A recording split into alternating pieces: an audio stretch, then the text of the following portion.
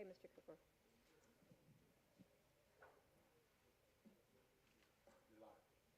Good evening. Today is Monday, January 24th, 2022, and this regular meeting of the Romulus Community Schools Board of Education is called to order at 6:09 p.m. Madam Secretary, will you please call the roll? Kennard. Here. Terrell. Present. Wester. Present. German. Present. Evans present. Piles. Present. Bergeron. He's excused. We have a quorum. Please rise for the Pledge of Allegiance. I pledge allegiance to the flag of the United States of America and to the republic for which it stands, one nation, under God, indivisible, with liberty and justice for all.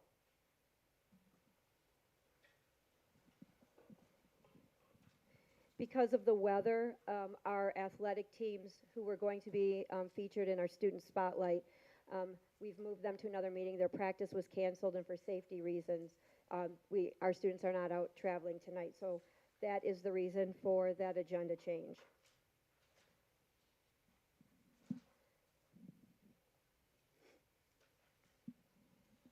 Before the action item board, I have a statement that I would like to make. Over the past several months, I've been disappointed by what is happening to this board. I'm speaking about the theatrics of board members and audience members. I'm speaking about the abandonment of decorum. I'm speaking about the way we have replaced policy discussions with personal attacks. How drama has grown to obscure mission.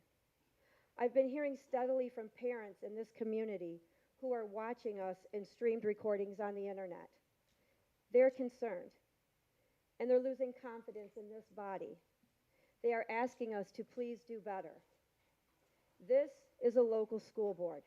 We have 3 primary functions and 1 major goal.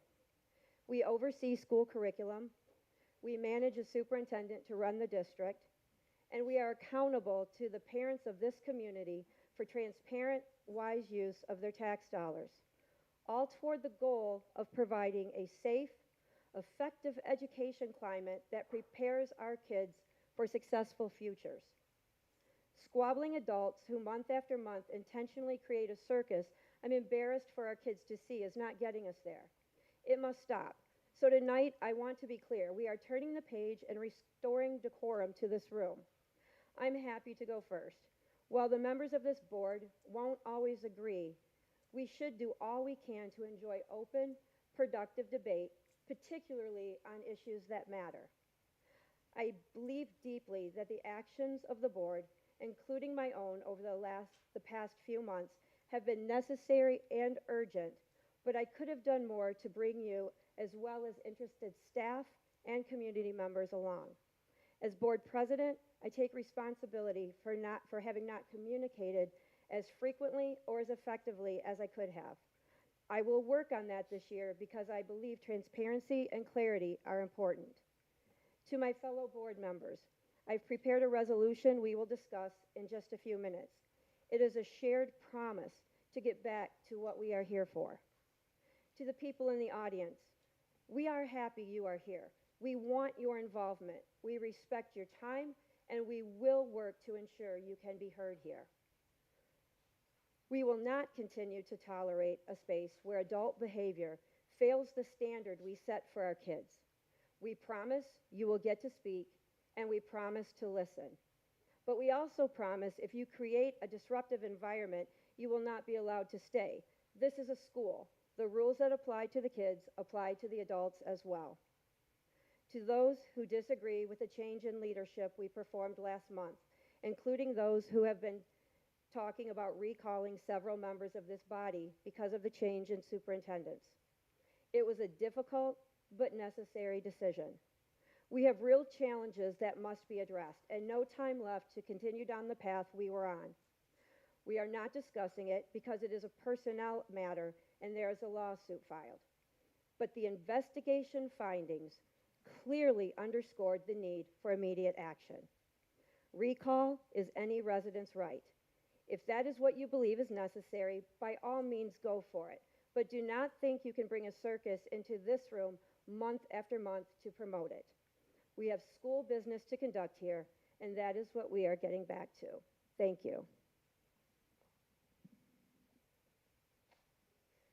The first action item on the agenda is a resolution, a recommitment to our purpose as board members.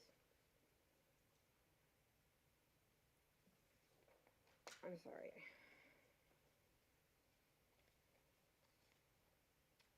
Ms. Evetts, do you have that copy? Can you go ahead and read that, please? Whereas we members of the Romulus Community Schools Board of Education recognize our role as serving our community by providing leadership to the operation of the school system that prepares our children for bright, successful futures. Be it therefore resolved, we hereby recommit this elected body to an unwavering focus on the following purposes: responsible oversight of the school district's financial, personnel, and academic health, clear, regular, and open communications with our parents, staff, and interested community members about our successes, challenges, and goals. Board meetings where adult discourse is civilized and exemplifies the behaviors, tone, and tenor we expect from our children. A spirit of partnership in our work and recognition that we all ultimately work toward the same ideal: a safe, effective learning environment in a school system that represents the spiritual and social hub of our community, and a shared agreement that this board ultimately exists to benefit our children, and all conversations, decisions, and actions are directed to that end. We proudly make this proclamation on this 24th day of January 2022. Thank you, Ms. Evetts. I move that the Romulus Community Schools Board of Education adopt the resolution of recommitment to purpose as read by Secretary Evetts. Is there support? Support, Kennard. Moved by Piles, supported by Kennard. The floor is open. Ms. Terrell.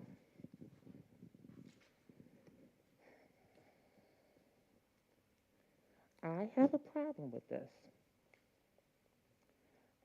You made your statements all sound good, but this district has been to hell and back. We've wasted taxpayers' dollars. There have been a lot of undercover things that have taken place, not really being honest. And to read this resolution, I just first want to say, when I ran for school board, it was with the intention of serving this community. It was with the intention of serving our students. It was with the intention of serving the employees that work here in this district. For me, I don't feel like a recommitment is necessary, because coming here, the nights that I've come here after working 10 hours, multiple days out of the week for special meetings, to attend this, to make sure that I'm serving that which I took an oath to do. I feel like the recommitment, or trying to just turn the page, I've said this once before, turn the page and we're wiping the slate clean, when there are still things going on, even to today, with an overtone that lacks transparency, meetings that are taking place where the entire board is not being invited to attend, other things that are going on, as to say that we're going to move forward with a recommitment. I don't need to recommit. I've been committed. That's the reason that I'm here. That's the reason that I ran, because really and truly, there have been times where I felt like I didn't want to even come, but because of the commitment that I made in the very beginning, I feel like these statements within the resolution have not been that of the agenda of everyone. Now, it may be a great majority of the board, but I don't feel that there is, at this point in time, um, you can't just do what has been done and then say, let's start over without addressing what has been done. We are in a bad place. We're paying all this money out as a result of it to interim staff and contractual, uh, uh, independent contracts and consultants. And this is not something that just took place because of our previous superintendent. There are things that were there already that we never even touched. And so I wanted to state that I feel like it's hypocrisy. Um, and I just feel like there's no way that I could vote for this resolution because you just can't do what has been done and say, okay, now I've got what I had in mind taken care of. We're going to move forward. So I don't believe in the theatrics, but yet we still have our armed security guards here to police our community and the people that are coming in here to the meeting. And that's just how I feel about it. Thank you. Any other board member comments?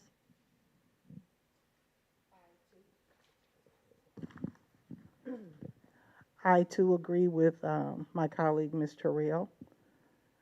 It goes back to those that weren't here last Monday to hear Councilwoman Talley say, here we are ready to do a kumbaya after we've done 6-7 months worth of destroying this district. And now because certain goals have been met and people are satisfied with what happened, we just want to come together like nothing ever happened. It's like, oh, that was a dream I was in. Now we can get up and start anew. There's a lot more team building that needs to be done with this board that it was on the calendar to do and was taken off for our training and board workshop with our superintendent to get communication down. There's a lot of things that have transpired over these past 6-7 months that really need to be worked on. I know what I'm committed to do. I've been here every day fighting for my kids. And I think everyone that's been here knows that I fight for these babies. So when I take it personal when we're taking money from our kids. Any other comments? Thank you.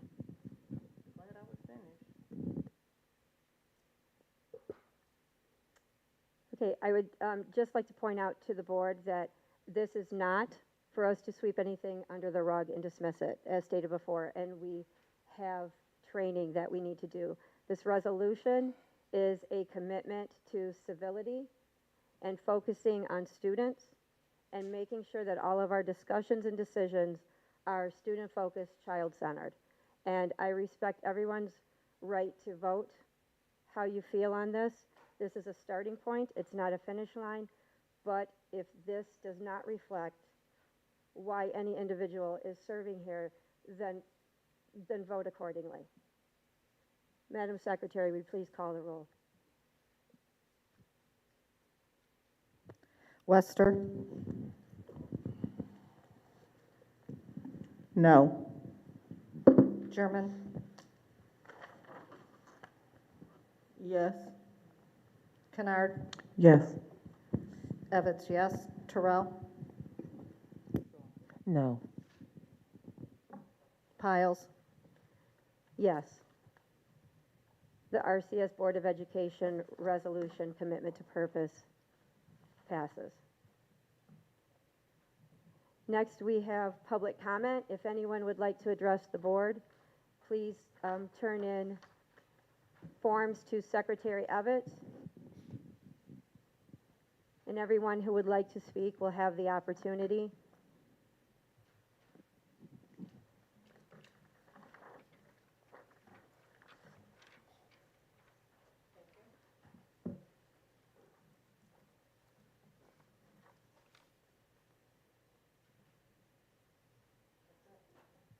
How many? You good? Rita Hampton.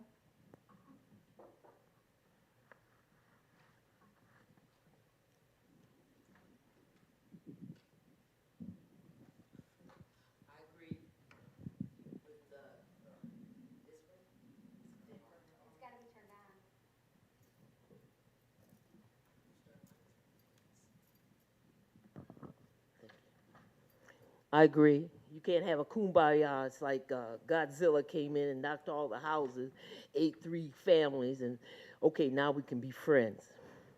Like she said, 6 months you've been doing what you did and you destroyed. So I don't think you can do it, and then nobody's going to forget.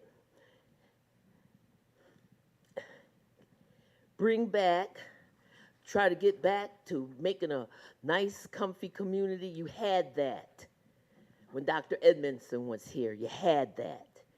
Everyone I've spoke to, they are terribly disappointed. Terribly. One of the meanest things one of the ladies said, she said, the meanest thing I saw or I heard, that when they took his insurance right away, a man who has had heart surgery, and take his insurance. If you had 5 of them and I could sign them all, I'd sign all those petitions. Doing well. And like you said, it's our right. When you have a representative of government, you have a right when people are not doing what they're supposed to do. You did a bad, bad thing. As Chris Isaacson said, you did bad thing. You hurt people. Your cronies help hurt people, bringing up people's past. Back and forth, and you think you can go on and be president and vice president and secretary. By the way, the minutes recall because of not applying yourself or abiding by the open meeting act. Those minutes are horrendous. And it was brought up before, and they're still horrendous, and they're not true because I was here. You do not have December 29th minutes. You can't make up. You can't go back. You're going to have to address what the community wants to hear, what happened, and why you terminated Dr. Ben. Thank you. Thank you. Is there anyone else who would like to speak? Seeing none, we have presentations tonight. The first is Mr. Eric Pate, our athletic director and assistant principal of Romulus High School. Thank you for being with us tonight, Mr. Pate. Good evening, and thank you for having me. Again, my name is Eric Pate. I am the assistant principal and the athletic director here at Romulus High School. And it is really good to be here. And I have a brief presentation regarding winter sports.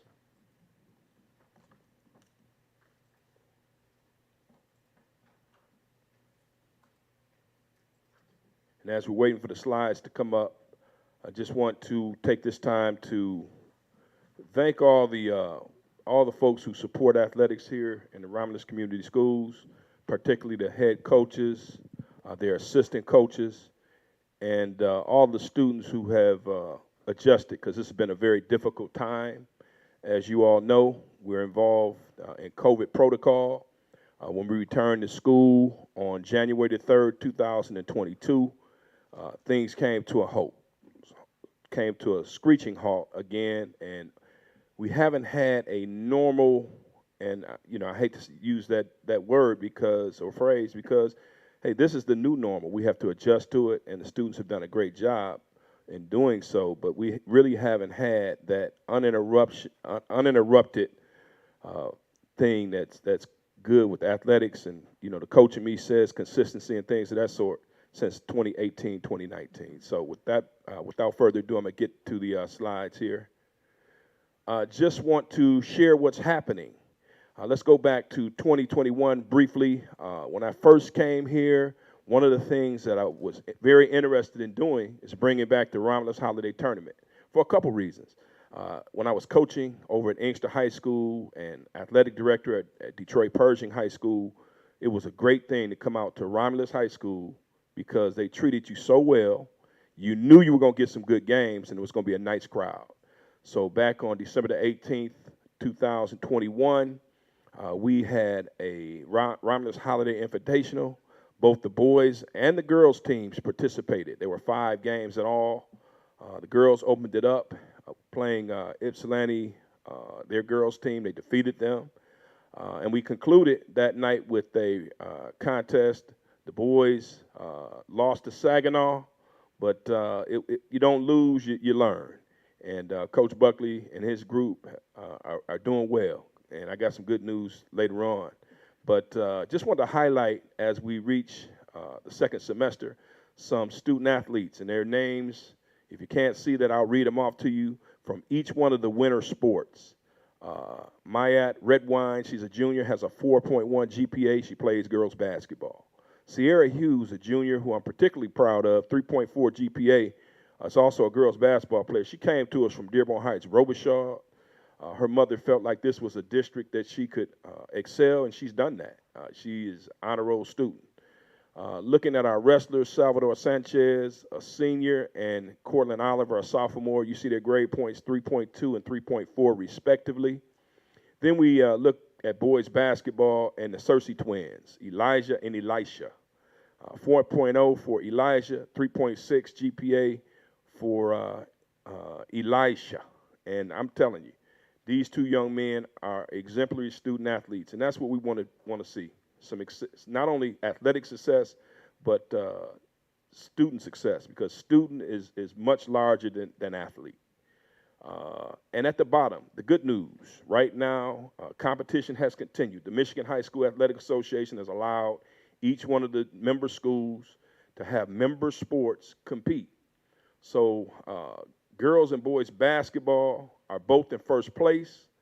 The girls right now are 8-1, 6-0 in the conference, the Western Wayne Athletic Conference, for those who may not be familiar. But the boys team is also cruising, 5-1, 5-0 as they head into the game against Country Day tomorrow. Both are atop the Western Wayne Athletic Conference. Hey, it's not the end of the season. You want to be there at the end, and Romulus has a tradition of being there at the end. So keep an eye on the conference standings. Just want to highlight COVID protocols. As I said, things ended January the 3rd, 2022, as we know it, in terms of allowing spectators in. December the 18th, when we had the tournament back in 2021, fans were allowed to come in. You check their temperatures, as we did in the fall. We allow, it's outdoors, so they were able to come in. But the indoor protocol is that you have to wear your mask. So we had to set up, and the Michigan High School Athletic Association told us as athletic directors that we had to set up our protocols. In other words, they kind of have allowed us to have the autonomy to do that. So we made the decision and I made the decision in talking with folks here, Bill Garland, the principal here, Mr. Petty, my esteemed leader here, also Dr. McNatt, and we talked about the protocols that we were going to follow. So we said that we wanted to allow 2 spectators per student athlete. Also, all spectators must wear their mask. That's mandatory, and have their temperature checked. We have a great game operations staff, Ms. Garrison, and I'm going to mess her name up, Shania, who checks temperatures for us and does a fine job. As I said, the Michigan High School Athletic Association said that mask wearing during competition was optional. And so we've allowed that to occur. But when you're sitting on the bench here at Romulus High School, you must wear your mask. And unfortunately, folks aren't able to come out in droves. But one of the things that I try to do is peruse the wrestling matches, the boys and girls basketball games, and make sure that we're wearing masks. And because that's important to mitigate the spread of COVID, and especially the Omicron variant, which is 7 times more, what's the word? Potent, more Contagious. contagious. That's the word. Okay. Whoever said that, thank you. All right. At halftime and between games, like if you have a freshman, a junior varsity, and a varsity game, which has been rare this year, our custodians have done a great job of spraying and sanitizing all the bench areas. And also, each student athlete has her or his own water bottle. We followed those protocols as well. And the updated guidance can be found on our school website. And also, if you can access the Western Wayne Athletic Conference, they have the protocols for you to follow. It's been a difficult time. Our young people have overcome this because they get in there and they compete. They become adjusted to this, like I said, the new normal. Okay, want to reel off our teams that are currently competing in the Michigan High School Athletic Association in the winter sports.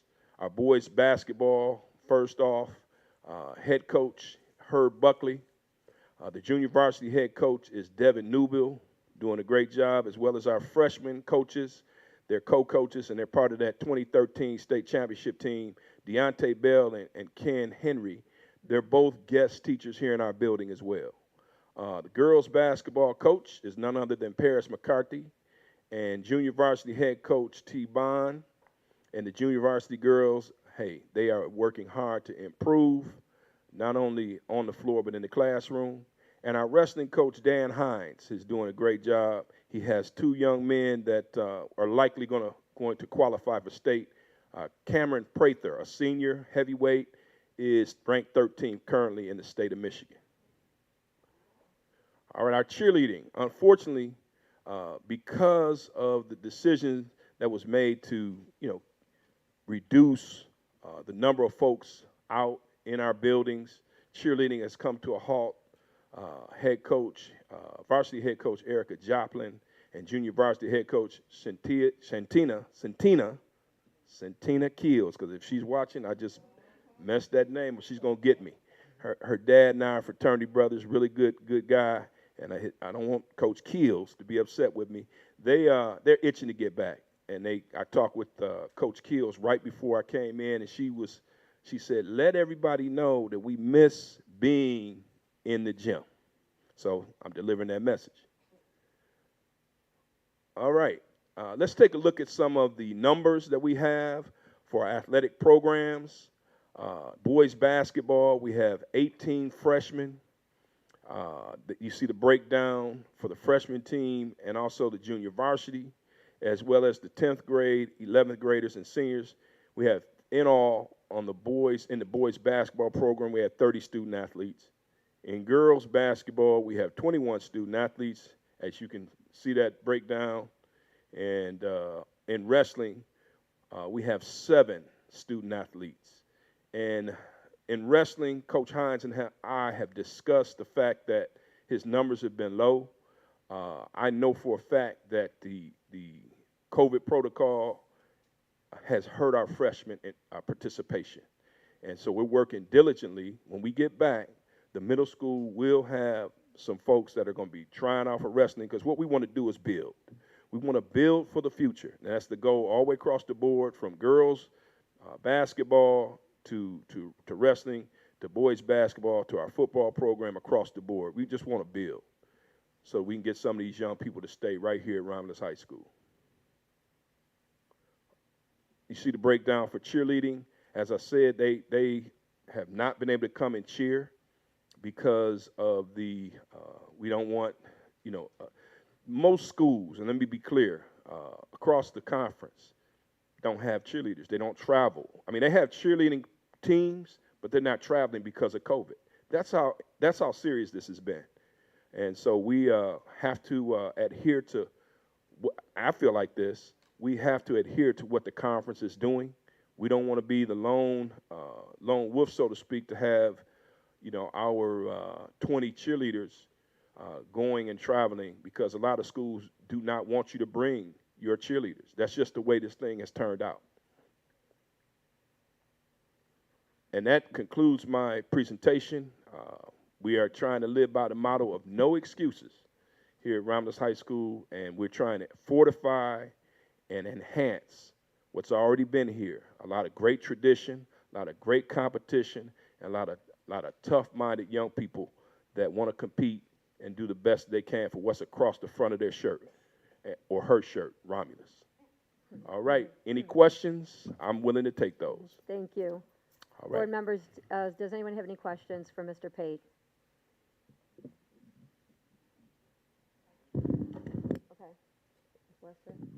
Mr. Pate, as it comes to spectators, when they said there's 2 per person, per player, does that close out any board member or anyone that may want to come and participate and root our teams on, especially at home games? Well, I'm going to tell you something, Board Member Wester, you can go on my list. I'm allowed 2, and we'll see if we can spread it out. Principal Petty gets 2, Mr. Pate gets 2, Assistant Athletic Director Wade Cook gets 2. That may cover our entire board, and Coach Buckley gets 2. So you get the picture. As long as you wear your mask now. And concessions is closed as well, and that's across the board in the conference as well. I needed to say that. Okay, thank you. Yep, you're welcome. Well, that was the question I was going to ask, but anyway, I'll just make a statement, and that is, I think in the 3.5 years I've been on the board, I don't think anyone from athletics has come before us and gave us such an extensive roster of information pertaining to where we are, where we're going, and how you're going to build for the future. Romulus has always had excellent athletics field, but the best thing part of it is where my focus is that I'm happy to see that also with athletics, they have that academic behind them. And with that combination, yes, we can build for the future and continue to be the best. Thank you. Thank you. And I'd be remiss if I didn't share with you the Success Lab data. Now, Coach Cook gave this to me. It didn't touch what I wanted it to touch, but I felt like I should still hand it out because we are putting our touch on these young people, making sure that they come. I think it's important to mention that the Success Lab has something called the Breakfast Club, and they meet on Saturdays.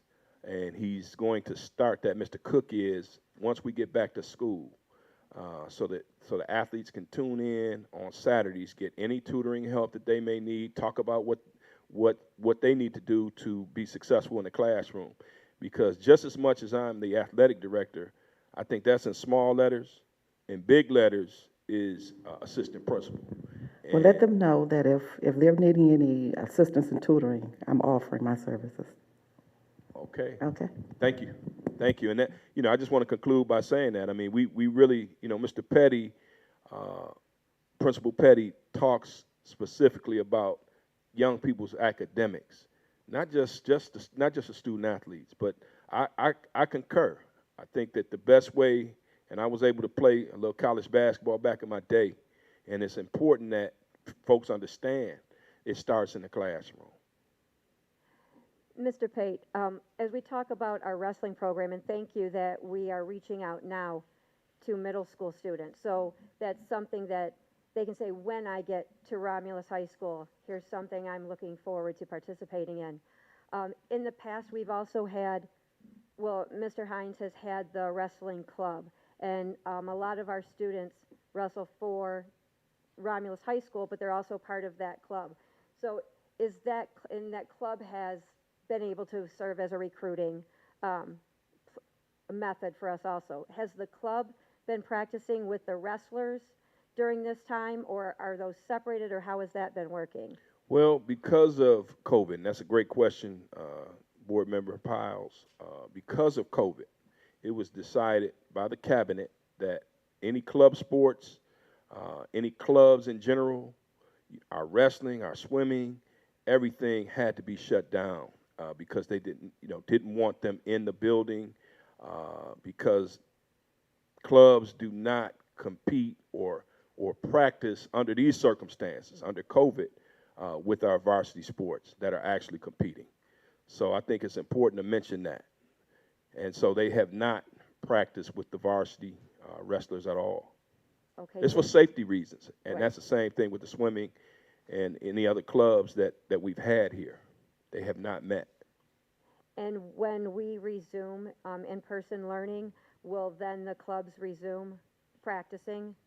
That absolutely has to deal with the cabinet members. I think I can't make that decision. I had to Okay, go on the, I didn't know if there'd been those discussions. And then when does yes. spring season start for conditioning? Spring season, it's funny you mentioned that, Board Member Piles. I've been in contact with our softball and baseball coaches since before the break. And just trying to get them on the not on the same page, but the phrase I'm looking for is just getting them checking, what's your mindset? Because I coach softball. I coached softball at Pershing High School. I helped out at Inkster High School, and you have to be ready with that group of young ladies, for example. Baseball, same thing.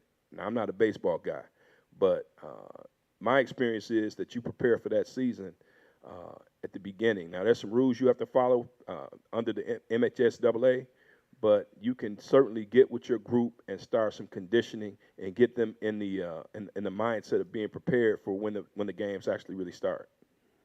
Thank you. Any other questions from board members? Seeing none, thank you very much, Mr. Pate. Appreciate your time.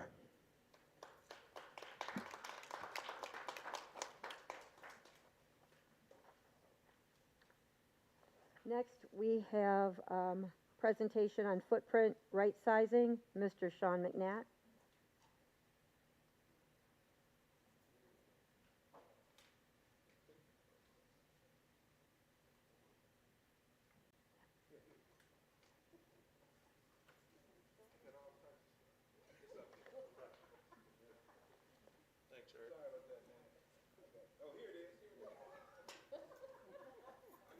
It's up here. It's up here. Is it? Yeah, it's here. Okay, I got my flash right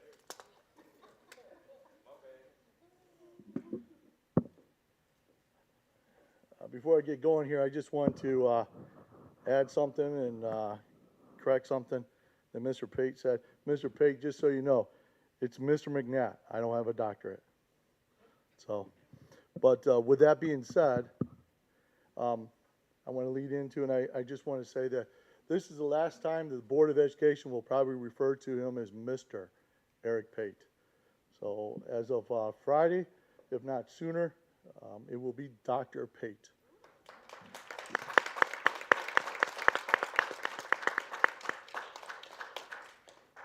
So I definitely don't want to claim something that you've put a lot of hard work into. So thank you.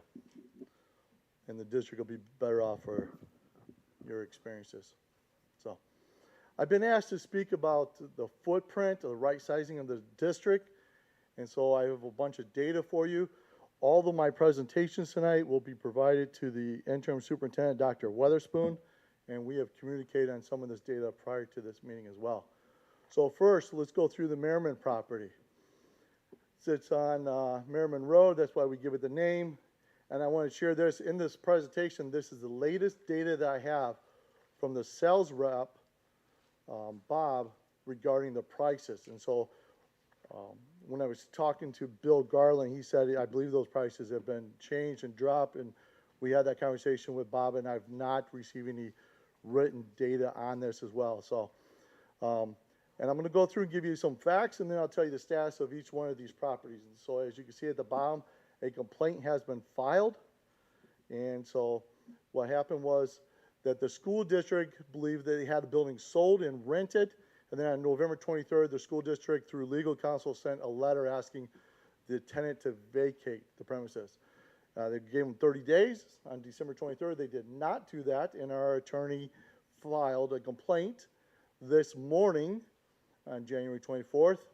Our attorney attended, and the Wayne County District Court, 36th District, Judge Brew adjourned initial hearings on evictions for 2 months because we're in the middle of the pandemic.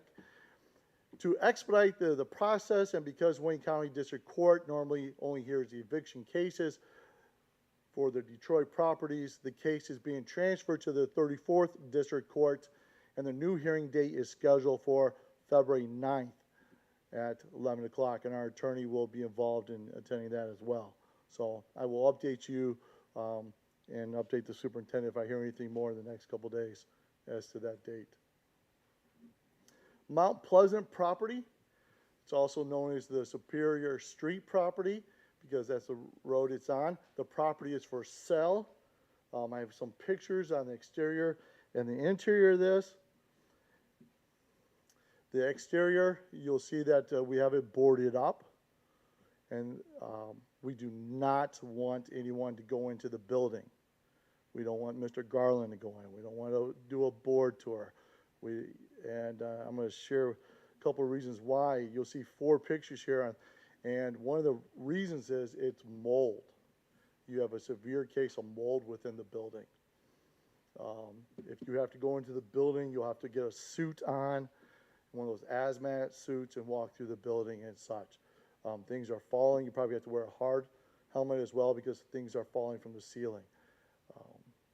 I'm not sure because I can't tell the size in the picture on the far right, but if those are, and they appear to be asbestos tiles, then if the building is destroyed, then all the asbestos will have to be abated prior to that. And just assuming that on the age of the building, since it was built in 1966, is safe to assume that there is asbestos throughout that building. So this property, you'll probably need to make a recommendation in the near future on whether we're going to sell it or just tear it down. So the next is the Beverly property. This is the one that has the building on it. It's the one also known as 35408 Beverly Road. Okay, so here's a picture of the exterior on this one. So, and it's also known as the Burton Center. And the Board of Education approved the sale of $220,000 on October 11th. And then the buyer later withdrew the offer because he did an inspection and found there were some issues that he needed to address. And then returned with an offer of $170,000, which the Board of Education rejected. And soon after, I was notified of a $200,000 offer, and I asked our realtor to go back and talk to him again. And so we have received a cash offer at this point for $205,000 for this property. The Beverly land is no buildings, 9.58 acres on the status. It's in the process of being sold as well. And I'm sure that we'll have some more conversations about this later tonight. This property is sometimes referred to as Hayti. And this is one of the reasons why sometimes when I've heard Hayti in the past from like members of the community or board, I was like, let me just double check because there's 2 Beverly properties, and when you're talking to the realtor, he has not always used the word Hayti, so you got to look it up. And so a lot of times I've just been going by the address because that confirms the data as well. So on November 8th, the board authorized a sale for this one for $305,000, and the owner A2 is now back and has asked for this property for an extension of 4 months. We have received the deposit for the check, and it's with the First American Title of Troy, who will now hold that in escrow until closing. So we expect that we should receive the final payout and check this spring. Olive property has 15 acres, no buildings, and this was the exact words from the realtor. No movement on this property at this time. That was his words. Next is Barth Elementary. This property is not for sale, as all of you know. And there are 2 locations that are being considered for the cell tower. And you can see in this photo on the left, you'll see a white square with a red border around.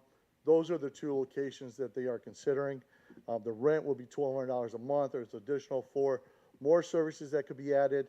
If they're added, it would be additional $150 per service that would be added, and that the district would receive. So we have received a letter of intent.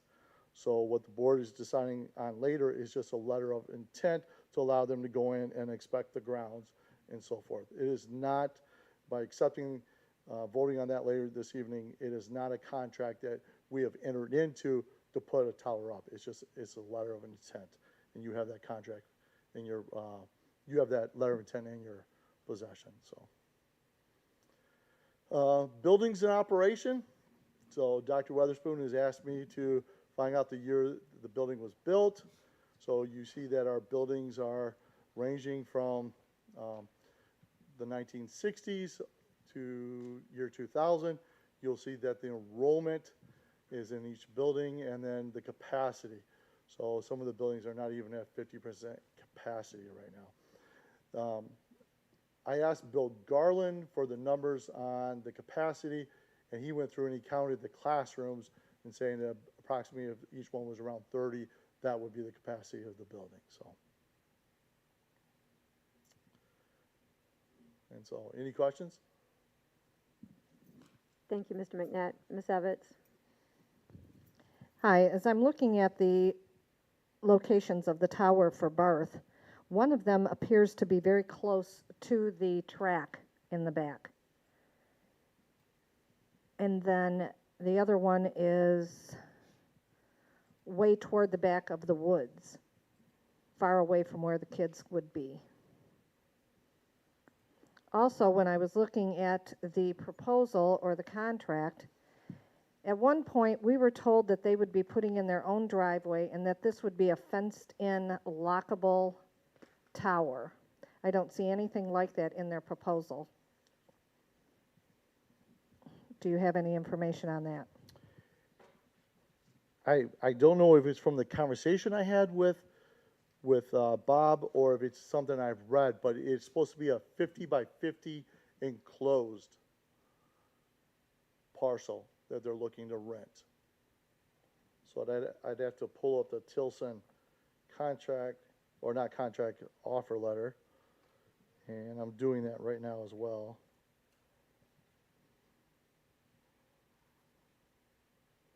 If I can put my finger on it.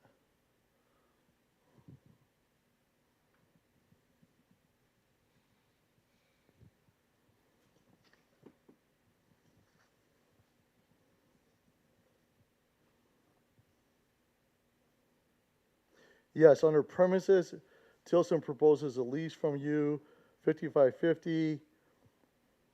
It's on the first page, located at the above reference address.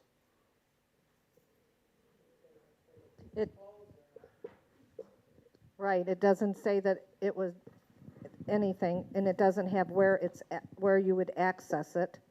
And they had, in previous presentations that we've received, it was stated that they would put in their own driveway, develop that access, and it would be a fence around it, locked so that the children could not get to it.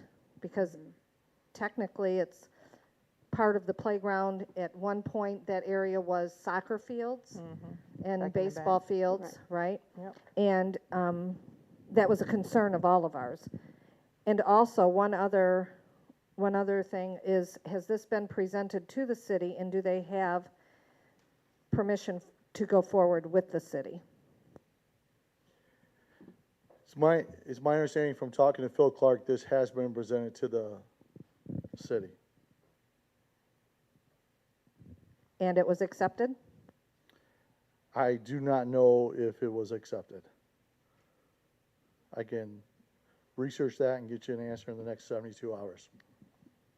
Well, that would be one of the things that would be very important to know, if the city says it can be located there. Otherwise, this is a moot point.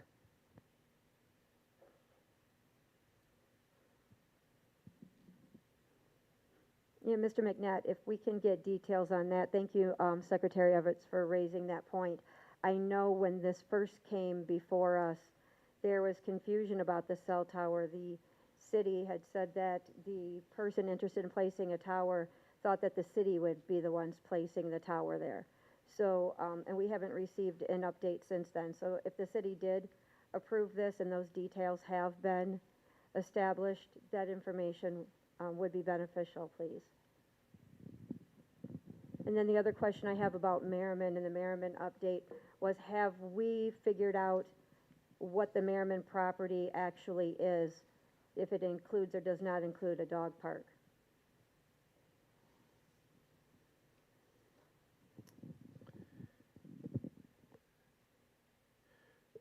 The Merriman property is the property on 15303 Merriman Road, and it's that within red on, and I don't know where the dog park would be. Go ahead, Ms. Evans. So it's behind the school, between the school and the subdivision, and there are 2 property IDs. And that's where the confusion came in initially, was that the buyer at the time wanted the dog park. And there's some type of an agreement, a written agreement from many years ago with the city about the dog park. So we need to make sure that if this property is going up for sale, what parcel number is for sale? And what parcel number is the dog park? Madam President, may I approach Ms. Evans? Sure.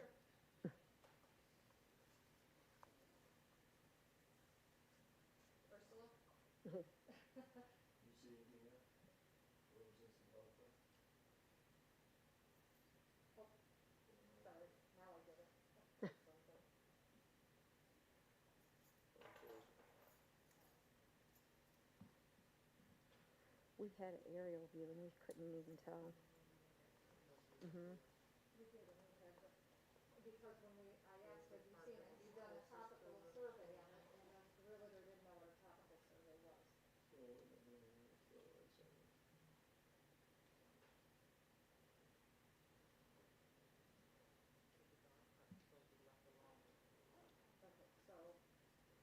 So anything within that red area is the property that's being sold? This area. The whole red area? But that's where the dog park was in there somewhere. It was really close to it. Where's Merriman? Merriman, right here. No, Merriman is here. Yes. So this is the parking lot in front of the building, so then the dog park has to be We there. back up in here somewhere because of the hot rod. You got houses here. Yeah, so the dog So park was probably there. one of these things, maybe this shadow here. So that is what's being sold? But there's 2 parcel numbers there that they were trying to get cleared up. Which- That needed to get cleared up. There's a lease agreement with the city Whatever it is. and the district for the dog park. It's not been separated out. There are two parcels, Right. okay? And it is separated out. So No, I mean, he's not separated out in his offer, but I'll confirm that with. It has to be. Right. 2 separate parcel Right. numbers. So if you're seeing a dog park in this, then it's not been Right. separated out, because that's what's being advertised to be sold. Right, And that was the dilemma with them. right.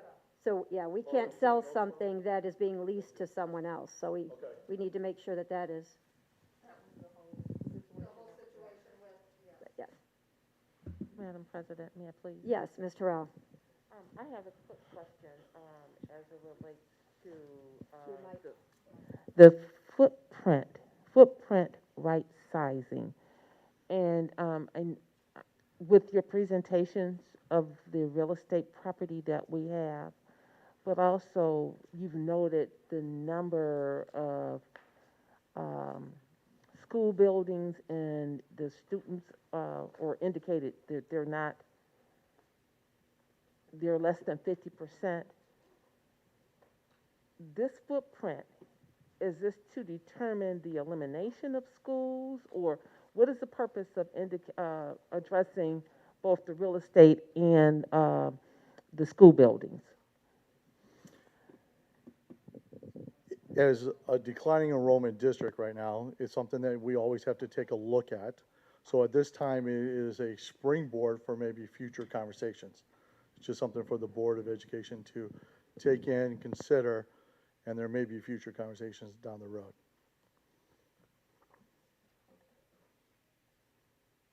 Thank you. If there are no further questions on this, we will move to the student attendance accountability, also presented by Mr. McNatt. Oh, I'm sorry, transportation. Thank you.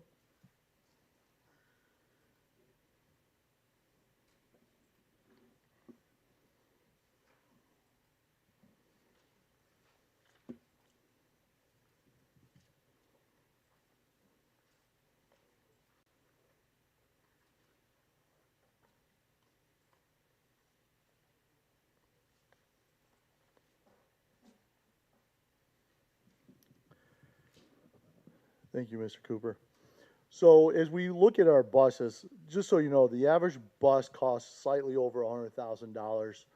And then if you add a handicap lift, you're going to look at additional $5,000 to $6,000 by the time you put all the seat belts and the lift in there, and it could get quite expensive. And when I say over $100,000, I mean obviously a traditional size, conventional size bus, and not a mini size bus. And so I want to begin to have that conversation. And one of the reasons why districts look at, buildings and concrete and roofs and buses is because it's some of the highest expenditures that a school district has to face in any given year. And at the same time, just like your car, after 4 to 5 years, you own your vehicle, the maintenance on it begins to increase. Well, the same thing with a school bus. That number is about 10 years. At 10 years, a school bus will begin to need more repairs. It has to do with the Michigan roads, the salt, the springs will break, and they have to be repaired. And then there's other things underneath that salt, like the muffler and so forth. If you're on a lot of dirt roads, which we're not, then it would also be the steps for some reason. A lot of the rural districts will also have to go through and replace the steps on a bus. A school building goes through it about after 40 years. And I think this is one of the reasons why we see a lot of the McDonald's and some of the fast food restaurants will, after about 25, 30 years, they'll just tear down the building and start all over again.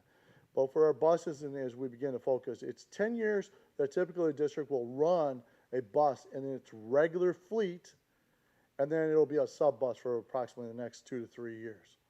So the age of miles is we have 40 buses in our fleet. We have 25 in the regular, we have 15 in the substitute. The regular buses average approximately right now, if you add up all the miles and divide by 25, it's approximately 65,219 miles. The average age is 5.24. That is a good number, and I'll tell you why. If I say that the bus will last 10 years, then you want a number that's closer to 5 if you're doing the rotational every 10 to 12 years. If that number was 8, 9, okay, was 8 or 9, then I'm telling you that you have a very old fleet, and you're getting ready to replace the majority of your fleet. So ideally, you want that number to be somewhere between 5 and 6. Handicap, we have 2 conventional, and we have 1 miniature. And then for the substitute, we have 9.2 is the average, and then you also have 2 conventional and 1 miniature for the handicap fleet as well. The age of the specialty buses. So the mini buses, we have 5, and we have procured. And when I use these numbers of the age of the bus, if I say we procured, and I say that we procured 2 in 2016, you might have bought it in 2017 as a used bus, but for all practical purposes, when it comes to the age of the bus, those buses are 2016. For example, those miniature buses, you have 2 of them for 2016. You have 3 that's a 2020 bus. So last 5 years are all your miniature buses. Great. Not looking to buy one in the next couple of years. Handicap buses, you have, looking at it, you have 6 from years 2013 to 2019. Good. No urgent needs there whatsoever. And if you look at the chart I gave you in the table, you'll notice there's some things that are highlighted. I highlighted the colors of the bus and so forth. And one of the things I want to share with you is right in the middle of the screen. We asked the mechanic, what are the next 3 buses that need to be eliminated from the fleet, need to be retired, and they identify as bus 030, 041, and 040. Buses get identified for being retired based upon the number of repairs, the wear and tear, the miles on the bus, and you have all that data in your packet as well. So you're looking at this. There is one that's already a sub. That's the 2005. That's where it should be because of its age. Definitely, I would say, if I was just looking at it on paper, that would probably be the first one I would want to get rid of. And then 2010, there's 2 of them as well.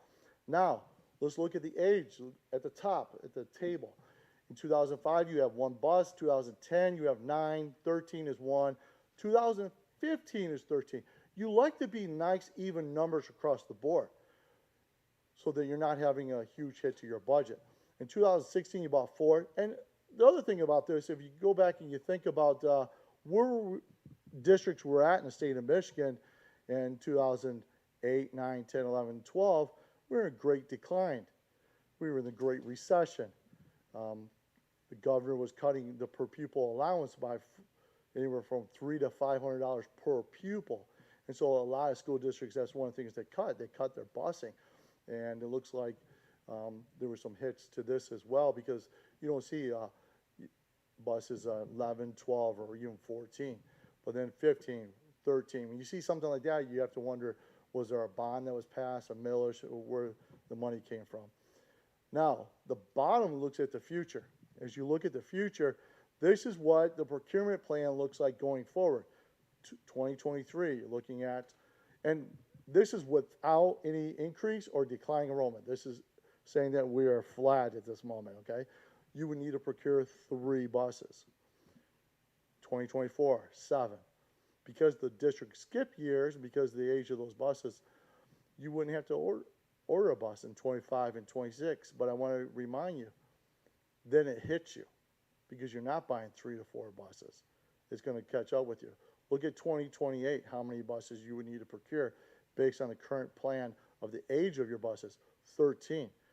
So you would be looking at a need of approximately $1.4 million coming out of the general fund just to procure buses at that time. So I think that's one of the big takeaways for me looking down the road at this, is that you're not far off. You're 5 years from needing about $1.4 million in buses.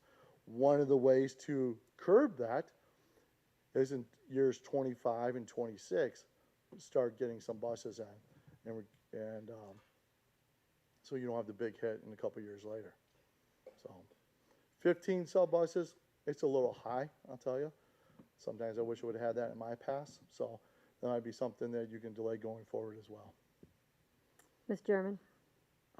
So I have a question in regards to the busing. Have we ever looked at how many students are riding the buses to and from school? Are you all calculating that? Because even looking at the enrollment, if the enrollment is going down and you're looking at the busing and how much buses are costing, how many students are actually utilizing the transportation services? Yes, we have looked at the membership, or the ridership, is it sometimes it's called. And I've had discussions in the past with the transportation department, and was questioning on some of the loads they were carrying. I thought there might be a little on the light side. However, one of the things about our school district, if you think of it, it's a square, but at the same time, there's a hole missing, and that's the airport in the middle. So the school district has to go around the airport, and at the same time, we're a 3-tier system. So you don't have an hour and a half or an hour to pick up all the kids and get back after you have dropped off for the earlier runs in the morning, because the next tier is coming in, and the next tier after that. So they like to keep them about 30 minutes. And because of that, you don't have, sometimes on the buses, 60, 70 kids maxing out. So because they have to go the distance. But we have looked at the ridership on that as well. So, Mr. McNatt, what percentage of our total enrollment live in district and qualify for transportation? And of that percentage, what percent actually utilizes our transportation? So I don't have that number with me, but I'll get that to you this week. Okay. So. And I know another thing we used to do is currently we are running a route for high school, then a route for middle school, and then a third route for elementary.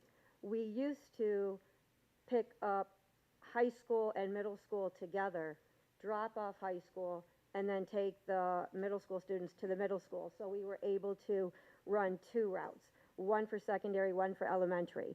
So as you look at this, when you get those numbers, can you tell us what those numbers and cost saving would be if we went back to that system, please?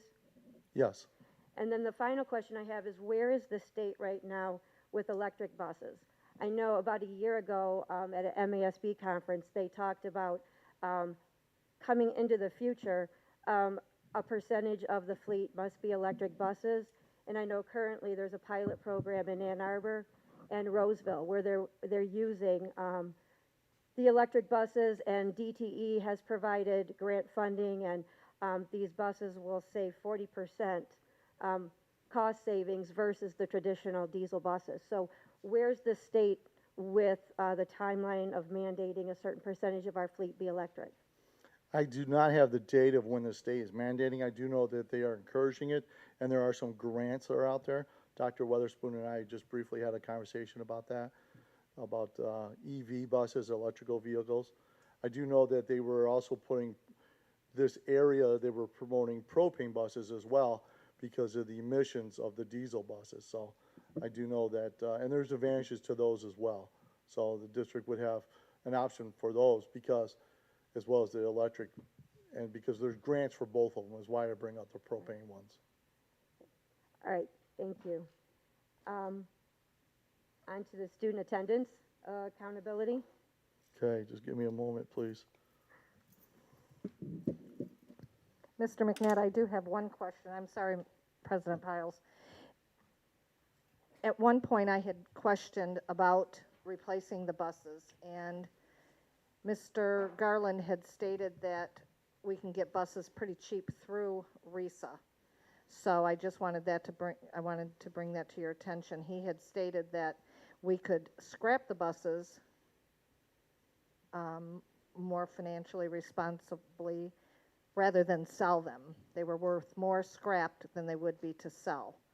So if you wouldn't mind checking with Mr. Garland on those type of savings through RISA and savings through scrapping versus selling.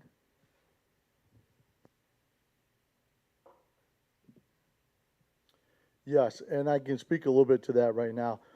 Back around 2008, 2010, 11, maybe even 11, you could scrap a bus for the steel and get approximately $2,100 to $2,200. In later years, that would drop as low as about $800 to scrap a bus, and that's pretty much where it is still. It is more efficient to sell a used bus than it is to recycle it for its metal. Thank you, because that was a conversation that was had when the budgets were presented to us. So thank you for that information. No problem.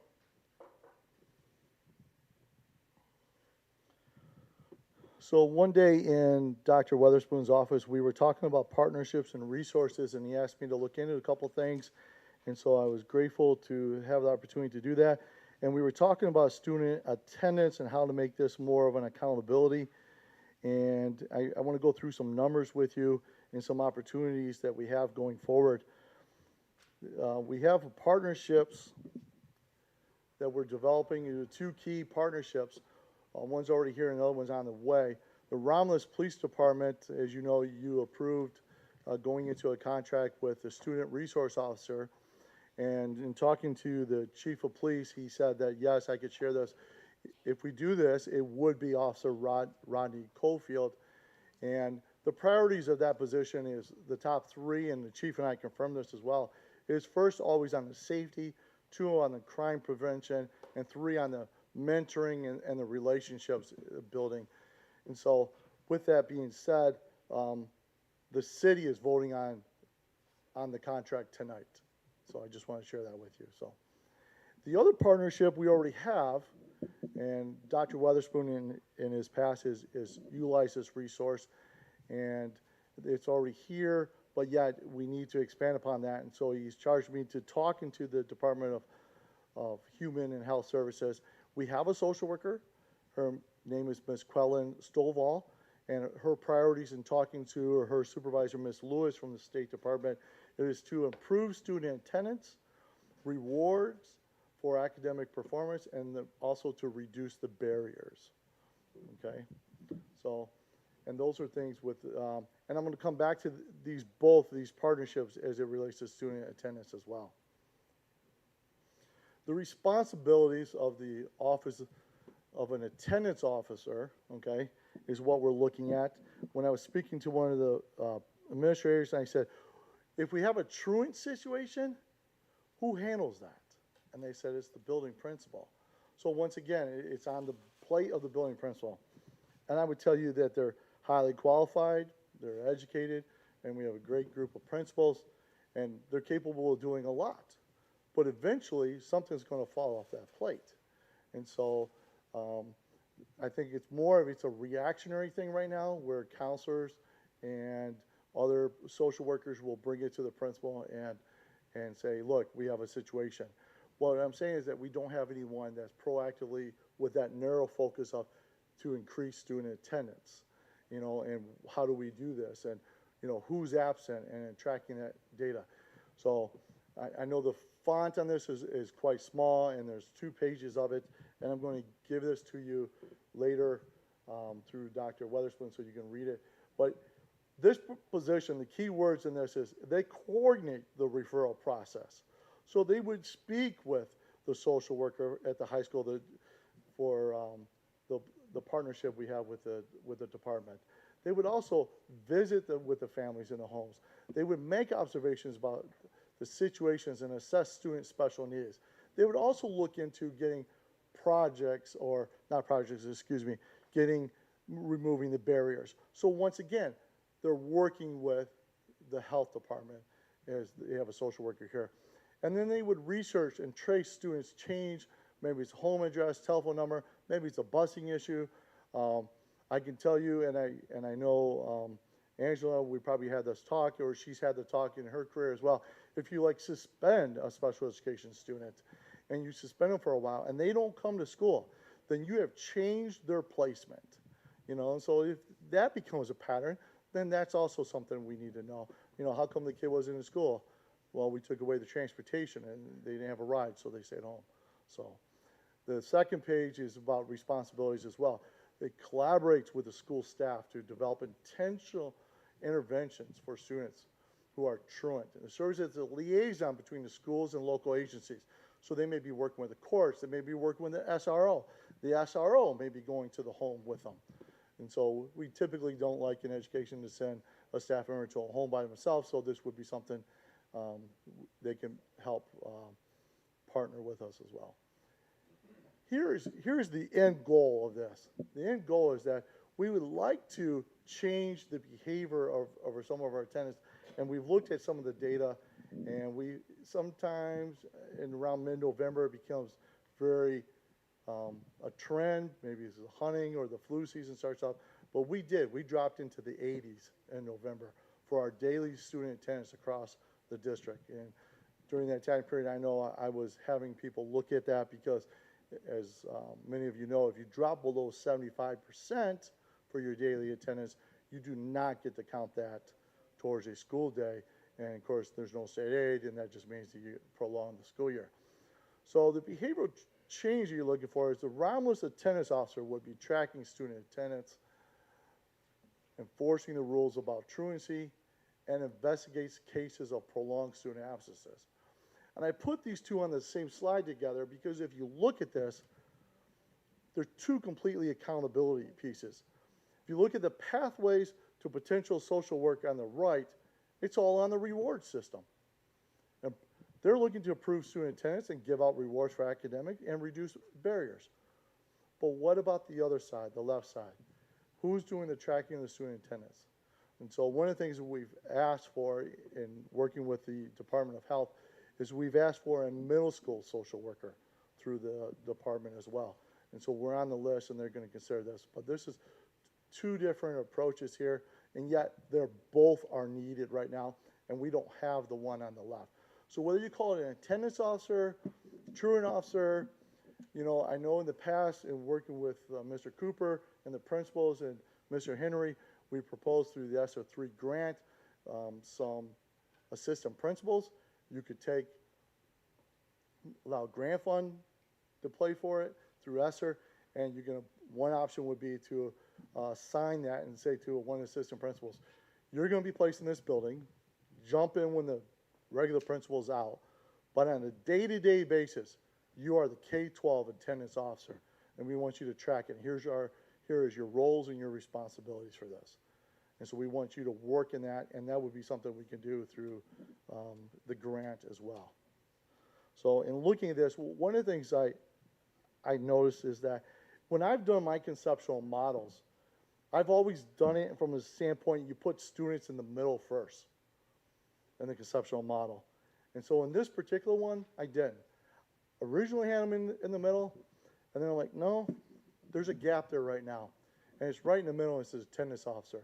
So in this conceptual model, you would have the social worker, the attendance officer, and the student resource officer all working together to lift the students up so they reach the highest point of academic performance. And I believe that without that, as you sometimes hear the kids fall between the cracks, that's exactly the potential that may be happening.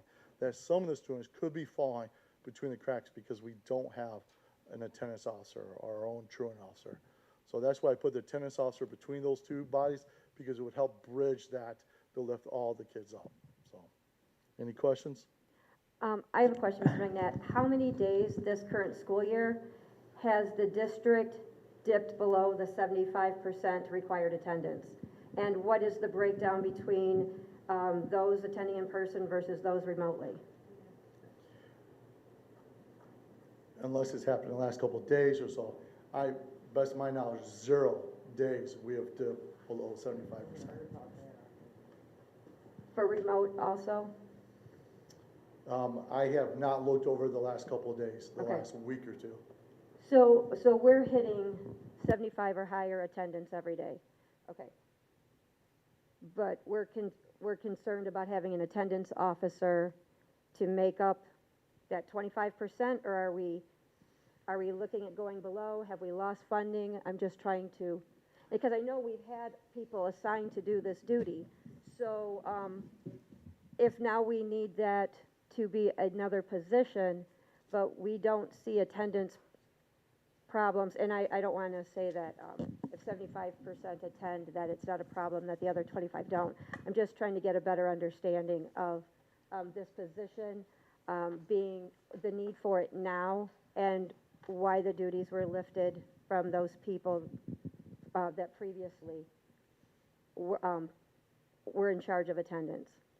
Other than the principals, because I know we've had social workers who did this.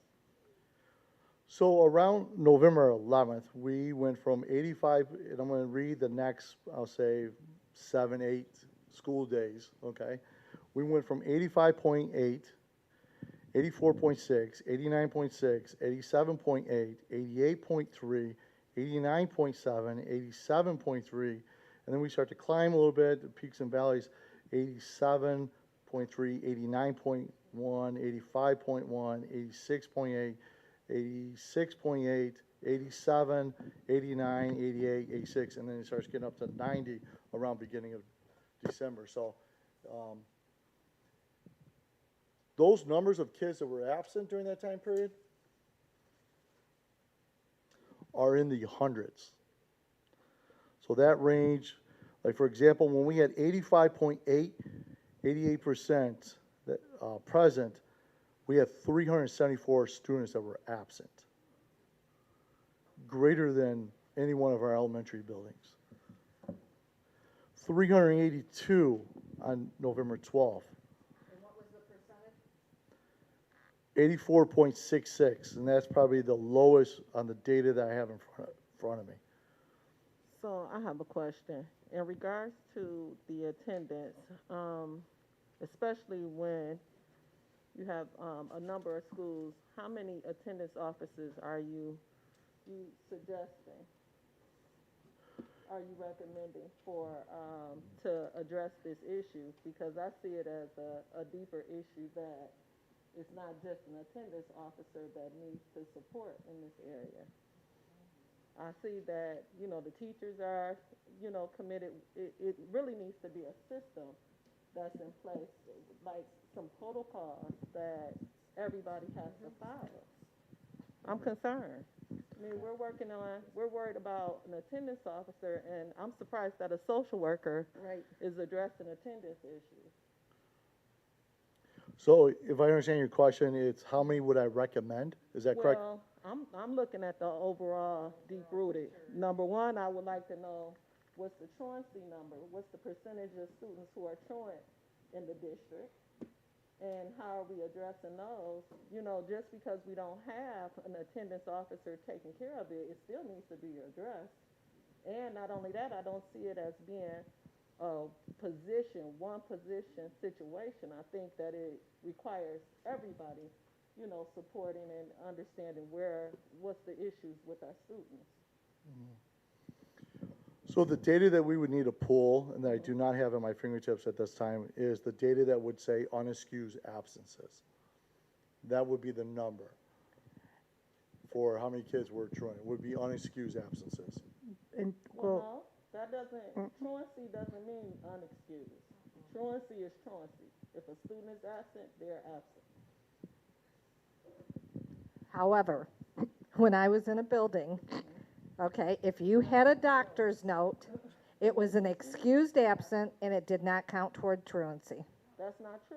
That's the way we were operating, Yeah, though. but the Okay. state, that is so totally different. but the state does not say that. Yes, you have a doctor's note, this is your excuse, but you still missed a day of education. Okay, because we were So- keeping track of it differently. So it still counts as a day out of school. When you go and you look at truancy, and little Johnny has missed 35 days out of the first semester, it's like, what's the problem? And it's So not it just starts him. at the school level for the teacher to call and make documentation, because I think we're supposed to call at that third day that little Johnny's not in, and you document, then you take it to your principal, and they call. So there's a lot of different steps to this one position is not going to encompass this whole district. And that was my concern. I was going to address and ask the question. It doesn't appear that one officer would support the entire district, or what are you recommending in terms of, I see you say a lot of individuals that be working together, but also at the same time, is that encompassing the entire district or just a particular school? So that was my question. Good evening, Board. It has been recommended by our interim superintendent that we continue this discussion later, but I do want to speak to what Ms. German said. There is a system that needs to be put in place that we do have in place in bits and pieces, and you all have made decisions to help us along that way with providing us with some extra people, the social workers that were approved, potentially this attendance officer, the student resource officer, revisiting our attendance policy and the student code of conduct, which is coming up with our student code of conduct task force. So there is a system that needs to be put in place, and the board is helping us to put some of these pieces or get some of these players there, and then it's mainly the role of the Office of Curriculum Instruction and Assessment, me, and the people who work with me to be able to put that together and present that to you all so we could roll it out to the district at large and get some other data pieces as well as we're making those decisions. All right, thank you. Thank you. I know, right? Right. Okay, thank you very much, Mr. McNatt.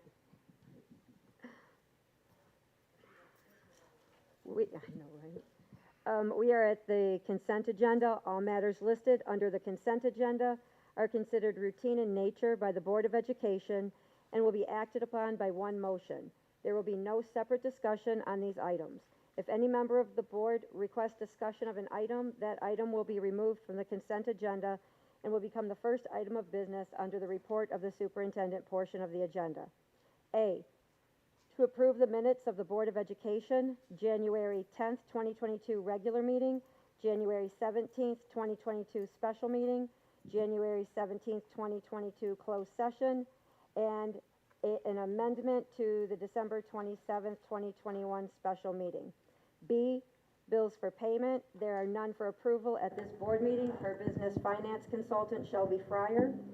C, to approve the personnel actions as submitted by Interim Human Resources Director Dan Scott, employment of Joseph Song, ELA teacher at Romulus High School, effective January 24th, 22, and the resignation of Haley Smith, paraprofessional at Rom-L, effective January 13th, 2022. Is there a motion? Madam President, move that the Board of Education approve the consent agenda as presented. Moved by Kennard, is there support? Support. Supported by Evans. All in favor, say aye. Aye. Aye. Okay, so you want to remove something? Yeah, we didn't get to that. Yes, the minutes for January the 10th, 2022, regular meeting.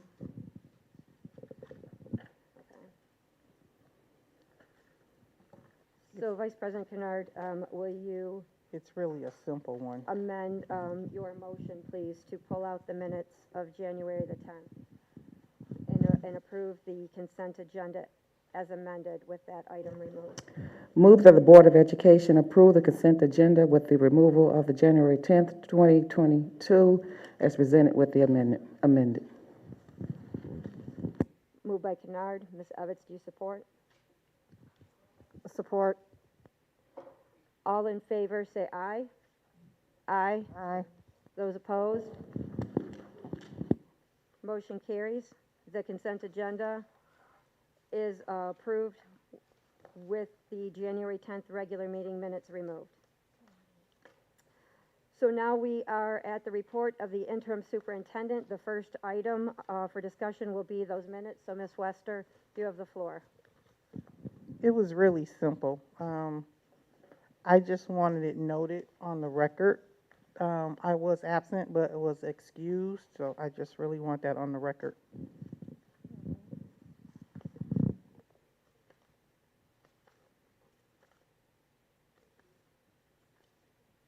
Is that not on here? Okay, so I move that the Board of Education approve the minutes from January 10th, 2022, and that they will reflect that Ms. Wester was absent but excused. Is there support? Support, Kennard. All in favor say aye. Aye. Those opposed say nay. Motion carries.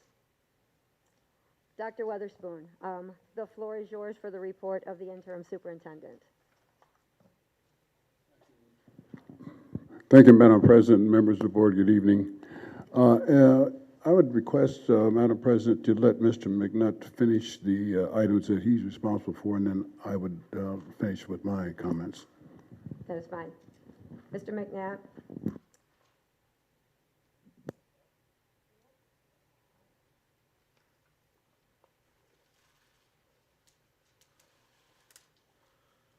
Sorry, it timed out on me and I had to log back in. So just give me a second. So, Ms. Piles, which one are we on right now? Let me Under the ask. report of the superintendent, those things that you are presenting, that would be the Sex Education Advisory Board chairs. Oh, yes, thank you. Let me just get to my memo. So we are required by law to have a sex education advisory board. We're a little bit behind on this one. And so the board is made up of educators, local clergy, community members, professionals, and pupils. The state recommends that this is at the high school level when they do so. And we are asking that in the future we'll bring this back to you for approval. We have a volunteer to co-chair, and that is Ms. Gowen, and we have to have a co-chair who is a parent, and the majority of this committee has to be parents who are not employed by the district. So. Are there any questions from board members? Mr. McNabb, when is the last time that this board was in place and that this instruction was being delivered? I could just tell you that when I asked the admin about it in December, it was met with surprise and unaware of who was running the chair at the time. Okay. And that's when Ms. Gowen stepped up and said, I'll do it. So I appreciate Okay, her thank you. stepping up to the table. But And next, Mr. McNatt, we have an action item for a resolution to sell the property 35408 Beverly Road. If there is a motion from a board member, we can open the floor for that. Madam President, recommended motion. Move that the Board of Education approve the presented resolution to sell owned by the district location at 35408 Beverly Road, Romulus, Michigan, to purchase Sammy Alfasha, ALFASIH, for an amount of $205,000. The board authorizes and directs the interim superintendent, Dr. Don Witherspoon, to execute the purchase agreement. Is there support? I will support. The floor is open for comments, questions, concerns. Ms. Evans, do you have something? So we agreed to sell this in October for 220. Why was the offer removed? They went down. I'm sorry? Right, they went down to 170, but do we know why? He said it was something when they walked through the building. That's what, Mr. McNatt said when he gave his presentation, that when they walked through the building is what made them So reduce this is the the price. Burton Center. Yes. Yes. Okay. Because now it's back to 205. And that does have an appraised value of 250, I believe. So, and this is a cash offer? Is that what this one was? Mr. McNatt? One of the offers is the cash offer. I think this is the one. I do not believe that you see this in writing in the Troon contract, but I believe this is the cash offer. We need to All right, make because you sure. said there was Let's make one sure. that was, We need to make sure. is this the one that had the $10,000 deposit already in the, No.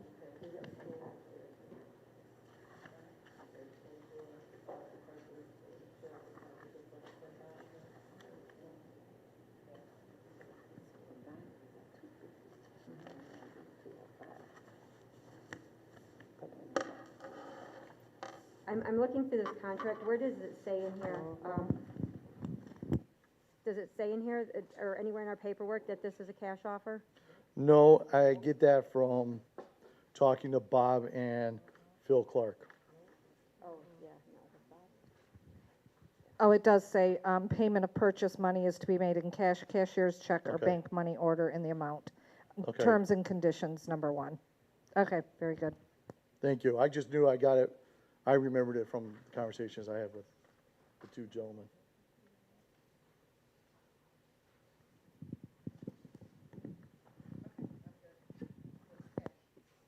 Yep, there.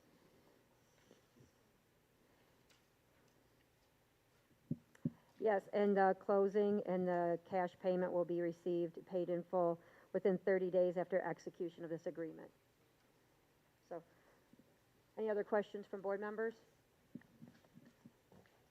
Seeing none, there is a motion on the floor. All in favor say aye. Aye. Those opposed? Kennard, was that the only? Okay, Madam Secretary, will you please call the roll? Terrell?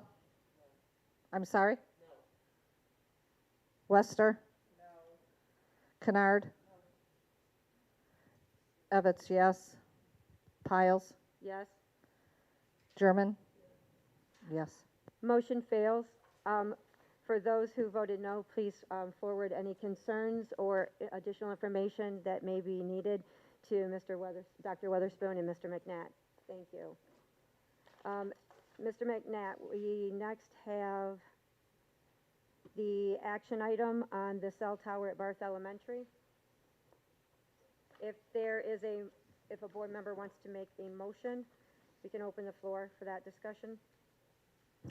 Madam President, recommended motion, move that the Board of Education accept Tilson Infrastructure Letter of Intent dated June 8th, 2021 for the cell tower at Barth Elementary for an initial term of 5 years, and also moves to authorize Dr. Don Witherspoon to sign the letter of intent and effectuate that transaction on behalf of the district. And there's rationale information with the motion and also the letter of intent. Moved by Kennard, is there support?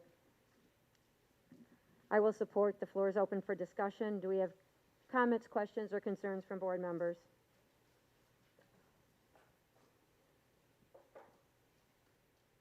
I'm concerned because we're gonna have an open space. It does not say that it's gonna be fenced off where the kids can go back there. So it's really making sure it's going to be, it's safety, and that they're gonna be putting in the driveway to get to it. We don't wanna get hemmed up later on, seeing that we're responsible to do that. Agreed. I know when we originally discussed this, board questions included a question to that, would they be putting in some type of a gravel road to access the tower? Would they be responsible for maintaining it? Where exactly would this be? I think we asked for some diagrams on that, and we still don't have that information. I would also, like a board member raised, that the city had authorized it, so if we could see what that, see those minutes or that information as well, because I know last time I talked to the city, they said that this other party was under the impression that they placed the tower. So I'd just like to have the board be able to review all of those details. And then the other thing we brought up is they would rent it for $1,200 a month, but as they leased space to other carriers, we would get approximately, what was it, $150 a month for those. But what would they be leasing it for? Because that's another thing that came back to the board, is that to lease space in these towers is quite pricey. So I'm wondering, you know, why we'd only be getting the $1,200 plus the $150, and are we going to be responsible for maintaining property and all of that? So I know the board has requested more information on that. It is up to this board whether. I just wanted to make note that in the rationale here, it does say that it would be a fenced-in area, 50 by 50 parcel fenced in. The rationale. But it doesn't say it in the premise. It just says it's Right. 50 portion. Right. 50 by 50. Right. Right. Right. So I know we'd like to see that as well as, yeah. Yeah. And then I know originally the board inquired about when they might be accessing it, and we were told, oh, that would be weekends or after hours, and now in this documentation says that they may be accessing it all the time. So, yeah, and it would be good to know exactly where that would be placed relative in proximity to the elementary school building.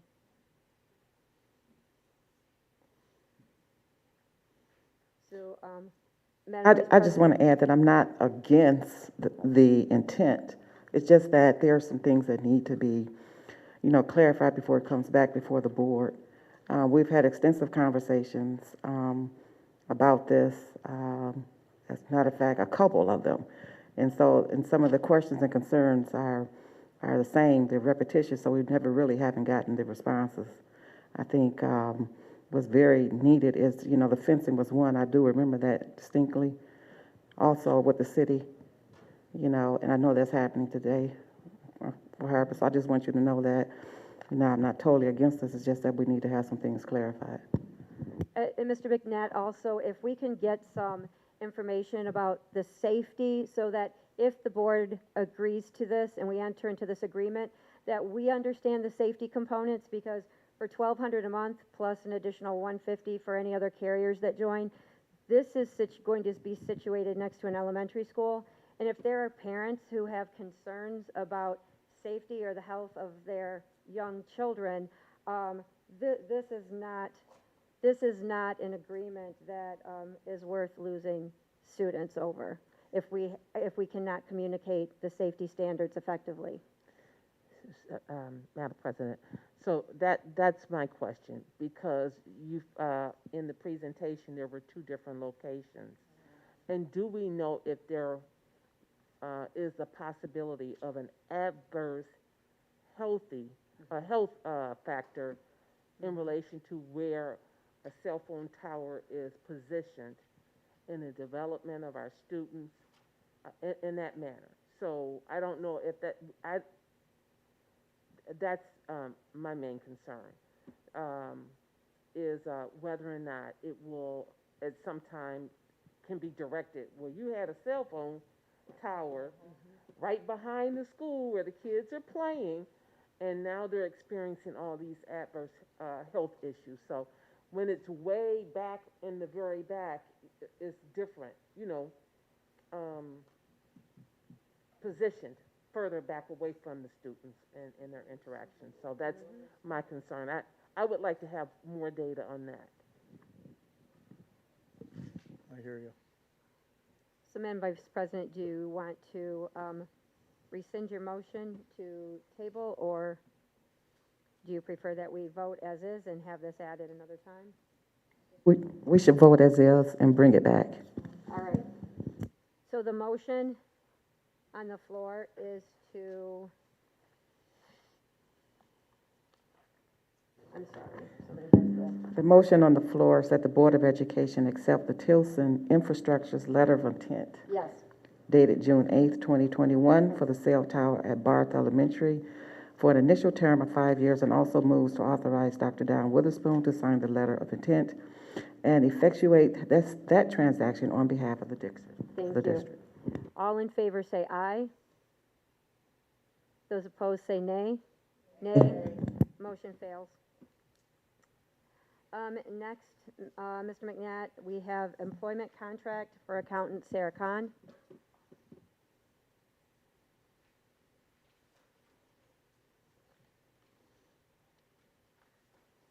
Sarah has been our bookkeeper in business, and she's been working closely with Shelby during her time here. And so it's come to the recommendation by our financial consultant and to our interim superintendent that we have Sarah Khan be our accountant. I move that the Board of Education approve Sarah Khan as the accountant starting January 17th, 2022 until the end of the contract on June 30th, 2023. Is there support? Support, Kennard. The floor is open for any comments, questions, concerns. Was this position posted? Did we have any applicants? The position was posted, and I do not recall how many applicants. Mr. Scott, do you recall?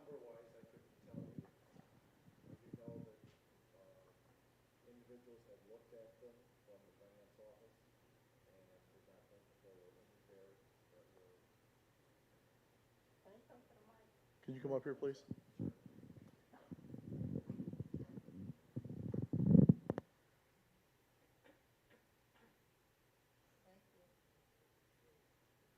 I cannot.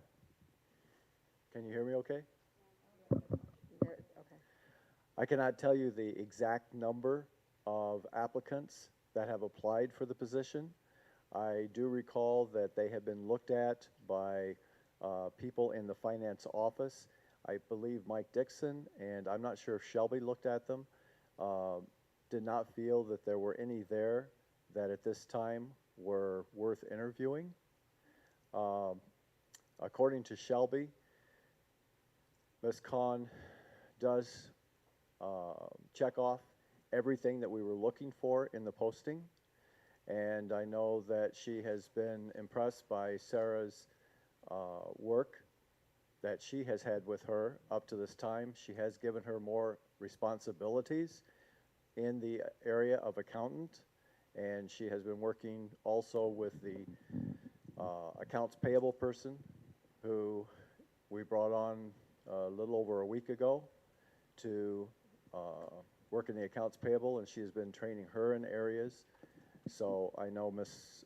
Freyer was very interested in having Sarah stay on and be our accountant. Thank you, Mr. Scott. Okay.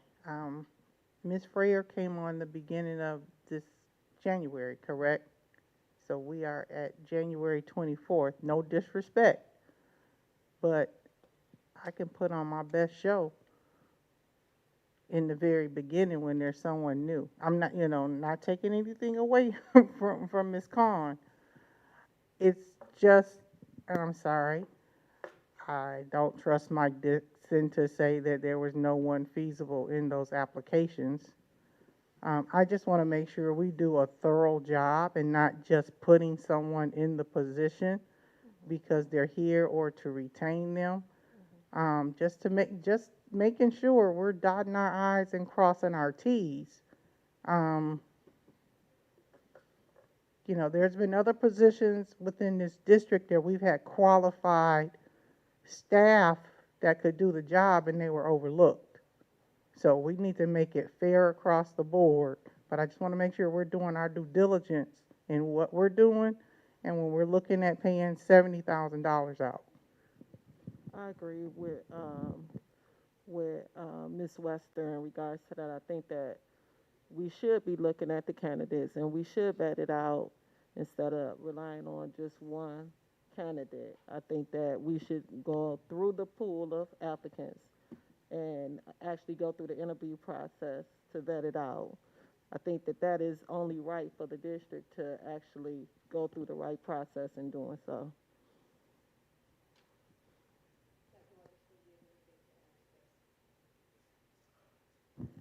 Thank you, Madam President.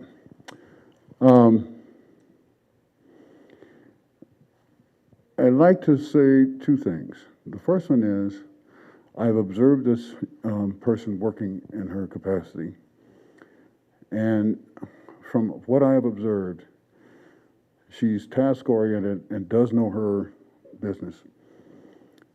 As you know, we had no office, and with the skill set that she has, we hope to get back to a level playing field with our accounting, and we need several more positions at that level, which I mean grassroots, what I call ground level. Ms. Frere is working to secure money that the district needs, is owed, but we have failed to qualify for it. As you may have recalled, the district in Shelby's reports, it talks about we can make it maybe to February 28th, but we have to satisfy the auditor's requirements, MDE's requirements, etc. So someone who can produce that work, who knows the system and can upload our data, and you got a couple other contracts in here. We're going with the people who have that capacity. I have worked with Ms. Frere in another capacity, so I am relying on not only what I know about finance, but her judgment, and we are on a very, very tight timeline. So it's not that we're denying anybody any opportunity. If a person says they have something, they must be able to demonstrate it for this kind of work. So I'm supporting Shelby in this one. And the contract goes through, I think, June 30th, which by March of this year, we should have a budget. We should begin to talk about priorities, funding, and all the data, detailed data, that I've heard you ask for in terms of the budget. And with the appropriate budget amendments. So that all this goes away at the end of June, at the end of the fiscal year, and you can start from scratch.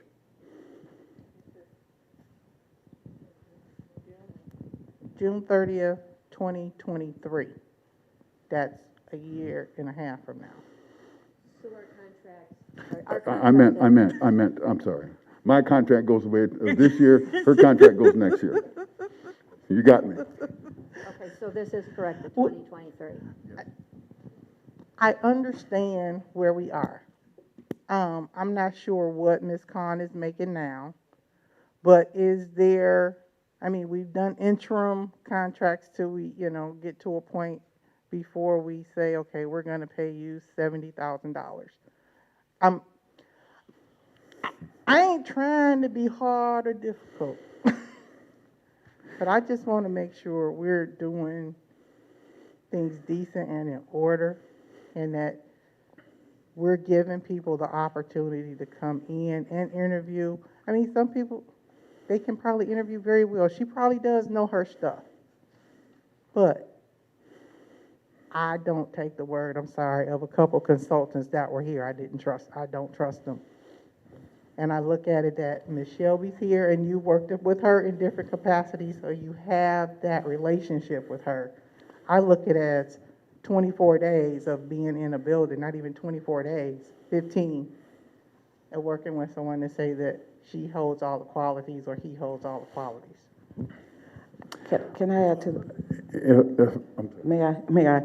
I, I hear what, my fellow trustee Wester is saying, and I'm also, adhere to what you have spoken, Dr. Witherspoon, but the concern is, and I can say this because it just happened to me in the job force where I hired someone with all the background and they met all the qualifications and they worked whatever, but they just wasn't a good fit after a period of time, and we were back at the drawing board. I'm not going to say this is going to happen here, and I'm not questioning your judgment at all, but I would like to see in the contract, it's saying that at the discretion of the superintendent or designate annually, which is 1 year, that we not wait 1 year before we have to make or may have to make a determination that the person's not a good fit.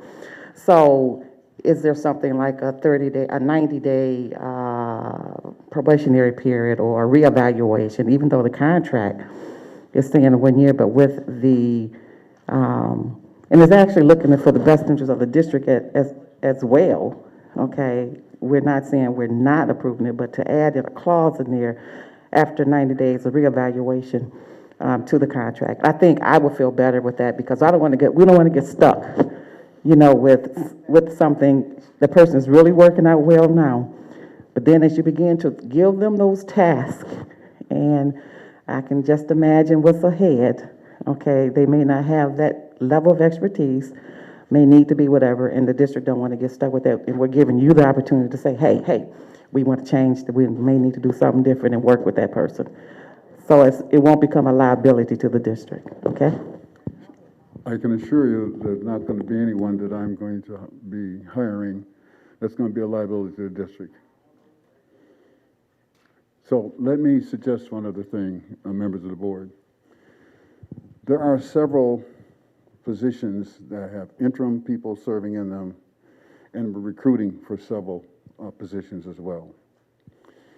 I will probably not try to fill the senior level positions on a permanent basis, because I want to bring to you of the opportunity for your permanent hire as a superintendent to put the cabinet level that he or she needs and is complement the work that individual will do. And so from now until March, there will be a lot of movement and interims and all kinds of things as people come in and either fade out or fade in or work on a temporary basis, because we are crawling at snail's pace to get caught up. And when I say caught up, you had an implosion in central office, I know you know this, and we're trying to climb out.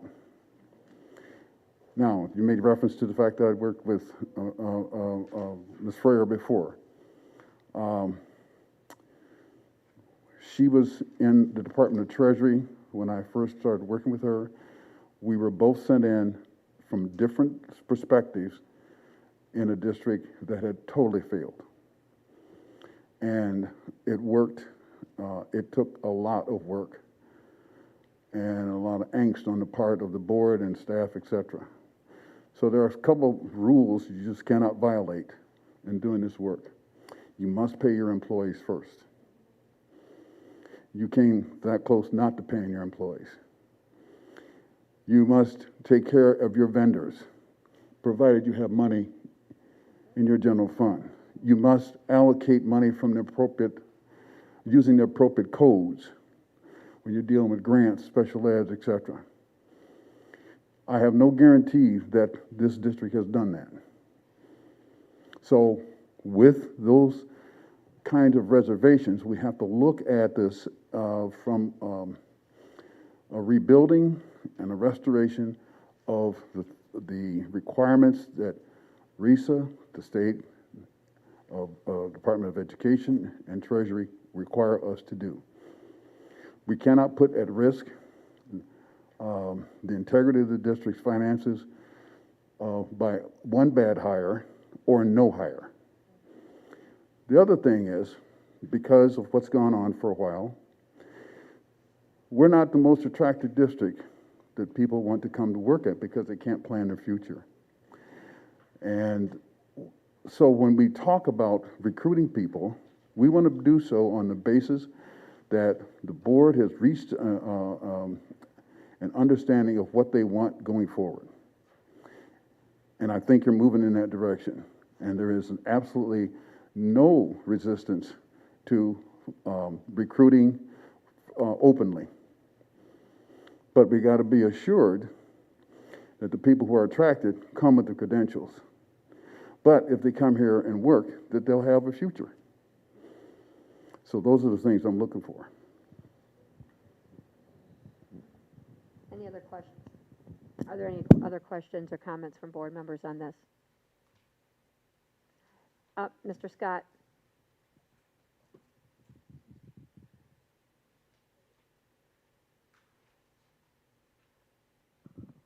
Just to kind of give you an idea, we thought we were moving forward before Dr. Weatherspoon came on to, because we did post for all of those positions that the board had approved, such as the director of curriculums. And so one of the things that we were doing in that particular area, we had 30 individuals who responded, applied. And to save the time, we had one individual go through and those 30 applications to see, number one, did it meet the criteria that had been in the job posting?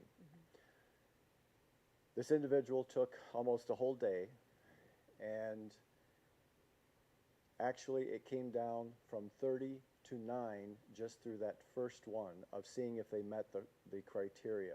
I'm trying to just impress upon you what we have been doing and attempting to do. And of those 9, it was then going out to the committee that was going to interview them. We had set up a committee, and we wanted it down to 7. Well, we never got to that point because Dr. Weatherspoon came in, and he, as he stated to you just a moment ago, he wanted to give that next superintendent the opportunity in senior level positions to be able to be a part of the process of hiring those individuals. So we set that aside. But you had asked about, we hadn't gotten to the accountant yet, and Ms. Freyer was going to be a part of that as well. So I'm just kind of giving you some background here that when you said, well, there certainly must have been some people that would have been, well, this was an example of we had 30 applicants and only 9 of them actually met the criteria of the first round. And that was before it even went to the committee. So I'm just kind of giving you an idea of where it is.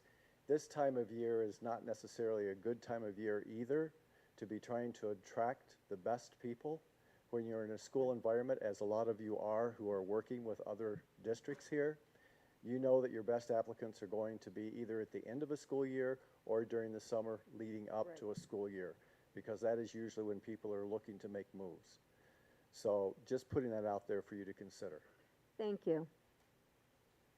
Anything else from board members? Seeing none. No, I just want to make clear that for me, I am just wanting historically not to happen, and I'm trusting the information that's being presented to us and the fact that you know what you're doing, or you wouldn't be sitting there. Or thank you very much for that information, but I just want to make sure that we have a performance and appraisal evaluation in place, a process, okay? Because that has not been happening, okay? And so that's all I want to make sure that you put that in that to-do type of thing, and maybe at some point the board talk about what that looks like, because we've not had those types of conversations. Okay, thank you. Thank you. And Vice President Kennard, this contract does state that this employee would be evaluated by June 1st every school year. So that means that it's a little over 90 days, but that evaluation is coming up. Yeah. Yes. Right. And she's currently in a district position.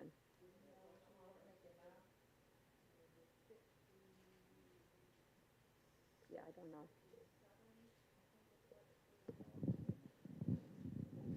That's a district position. So we're looking at probably like a $12,000 raise somewhere. Yeah. And it's a lot more duties that from what I hear, she's been helping with, but not compensated And not for. compensated. So she's been filling in this capacity, doing this work. And she's probably gonna be doing a whole lot more. Right. I mean, it's, Yes. And this was this is within the range that this was posted, that the board had authorized when the position was posted. And the question I had, I know Mr. Scott hit it, that that posting has a list of qualifications, and it's been verified that this candidate meets all of those qualifications. This was Cameron's. This was this, No. not, okay. This was the The other accounting one. position. Mhm. Yes, Mr. Scott. If I could just say one more thing too, because I know that there is a concern about money and putting money out there and hiring people. The person that filled the position, I'm sorry, I'll try to get as close as I can here. When we were talking about salary also, we looked at the past amounts that you were paying, and let's say that you're paying about $30-some thousand less here than you were with the last person that was in this position. And the district has been saving money, if you want to look at it from this perspective. Now for a period of time, because that position has not been filled, and we have had no one in that position in the sense of even paying a contractor at this point. Okay? You do have a contractor that you approved 1 or 2 board meetings ago, and I asked Shelby what is happening with that person. Are we giving him anything to do? And she said she has been tasking him with one project of working with the auditors, but she does not know how much time he has spent, if any, because I was looking to pay him this next pay period, and at this point, there's no funds going out to him. Okay, so I'm just trying to give you some background as to how much, because I keep hearing at the board meetings things about, well, we're hiring this consultant, we're hiring this person, and it seems like it's at a lot of money going out there, but at the same time, you're not paying any benefits. You've had a number of positions that have not been filled for some time. All of that is savings to the district at this point, but we need people in those positions to start, as Dr. Weatherspoon says, to settle and get things back where they need to be. Thank you. I totally agree and understand that. But it just seems that when we were fighting to get pay increases, it was an issue when we were looking to bring our salaries up to be competitive. It just seems that it was an issue then, but now, because we're in the dilemma that we're in, which is no fault of we didn't have to be here, but we're here now. But there was a time when we were fighting to get our salaries raised for our employees to retain them and attract them, and there was a lot of pushback. Just to be here now at the starting table to say now we're going to raise the salaries, it's really like a slap in the face to some of our former employees and staff that have been here. So I'll speak to that, and then, Madam Secretary, you can call the vote. But the board, actually, this salary wasn't just raised. This Board of Education approved this salary for the accounting position, I believe unanimously, in either November or December. So that salary had been set the job was posted, and now we're voting on a contract for it. That's not the point. I know we did that. I'm saying that's really not the point. I'm just saying how we got to a certain point, where when we were trying to do this early on, before we got into this situation, there was a lot of pushback when we were negotiating contracts and getting salaries to come up to par. There was a lot of pushback 12 months ago. So the motion is that the Board of Education approve Sarah Khan as the accountant starting January 17th until the end of the contract on June 30th, 2023. That is the motion on the floor. All in favor say aye. Aye. Aye. Those opposed?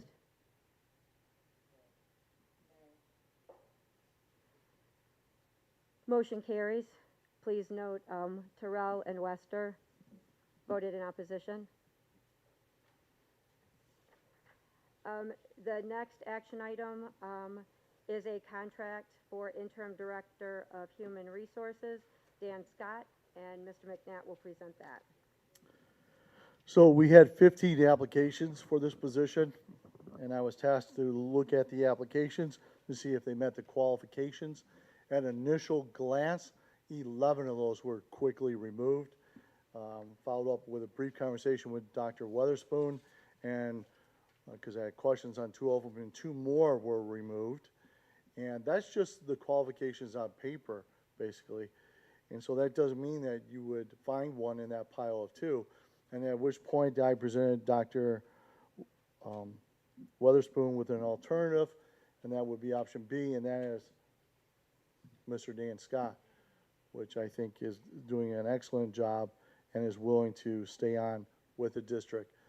And I just want to remind the board that not this spring, but the following spring, we have 4 contracts to negotiate, and he's willing to stay till June 30th of 2023. Thank you. Thank you, Mr. Okay, go ahead. Thank you, Madam President, members of the board. I did look at the list and the people who the reviewers had kind of put in pile A. The person who, on paper, might have qualified for an interview, but in a prior life, that person had to be terminated from another position, mainly because of behavioral issues and the lack of skills. And that's all I can say about that candidate, because I'm sure that candidate's going to be applying, and I was absolutely not going to let that go forward. We're going to save money in terms of having Mr. Scott here if you approve it. The skill set that he has, the confidence that he has in terms of our employees, the thoroughness that he has in terms of working with the department in terms of accreditation, et cetera, and his history with contracts is something that I support in that he will stay as an employee, but he will not be on his pension. So we have to make him whole. So that is worth the money to save the district money and also keep our functioning at a high level. Thank you, Dr. Weatherspoon. Is there a motion? Madam President, recommended motion. Move that the Board of Education approve an interim Human Resources Director contract with Dan Scott at a rate of $500 per day beginning January 25th, 2020 and on April 24th, 2020. 2023. Oh, I'm sorry. Yeah, it's an error here, so it should be April 24th, 2022. Move that the Board of Education approve an interim Human Resources Director contract with Dan Scott at a rate of $500 per day beginning January 25th, 2022, and on April 24th, 2022, increasing to $650 per day for 216 work days and returning to $500 per day for the remainder of the contract until the end of the contract on June 30th, 2023. The information you have in front of you is the rationale. Please see the contract for details pursuant of the Board of Education Policy Number 4001. Thank you. Is there support? Support. Moved by Kennard, supported by Evans. Are there any questions from board members?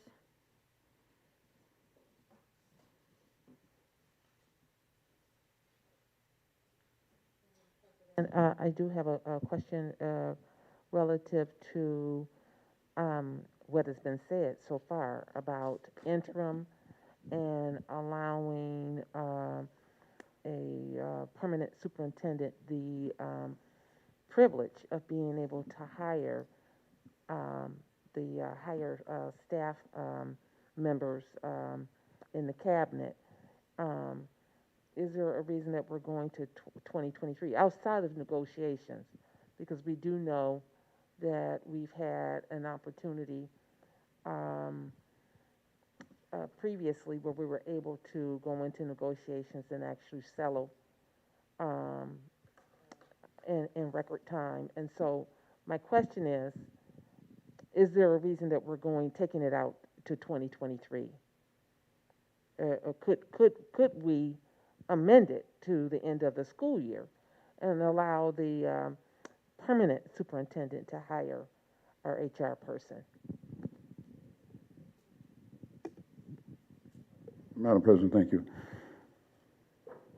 One of the questions that I don't have the background on, but you have some contracts that are coming up. And the ability to negotiate those contracts requires not only some in-depth knowledge, but who the players are as far as other organizations we have to deal with. And I think that Mr. Scott brings with that, that is a great, huge asset for the new superintendent to rely on.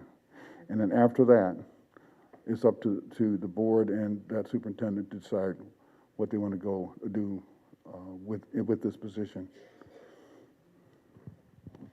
Thank you, Dr. Weatherspoon. I would like to say that, first of all, Mr. Scott, thank you very much for being here in our district and for everything that you have been doing for us.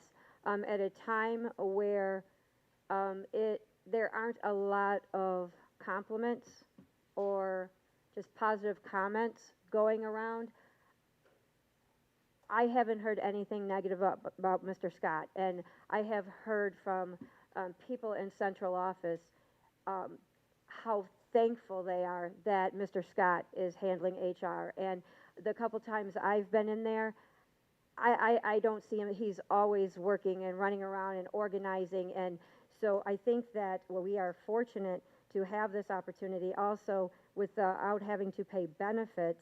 The cost of this contract versus the cost of previous HR contracts with benefits, this actually saves the district money, and we're getting the experience, we're getting the proven results of what Mr. Scott has done here. And I do want to highlight something that is in our rationale. Mr. Scott has 42 years of experience in education. He has been a teacher, principal, assistant superintendent, and holds a specialist degree in administration. And he has been working as our interim HR director since November 15th of 2021. That's something we've struggled with also, finding HR directors with the education background. Mr. Scott has been invaluable, and so I would encourage this board to support this recommendation and enter into this contract. Are there any other comments? Seeing none, all in favor, say aye. Aye. Aye. Those opposed?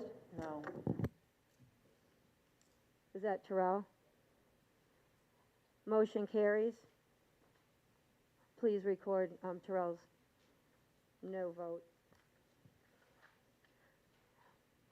Welcome, Mr. Scott, and thank you again. Next, we have an action item for independent contract, payroll benefits, Cameron Egley. Go ahead with that, Mr. McNatt.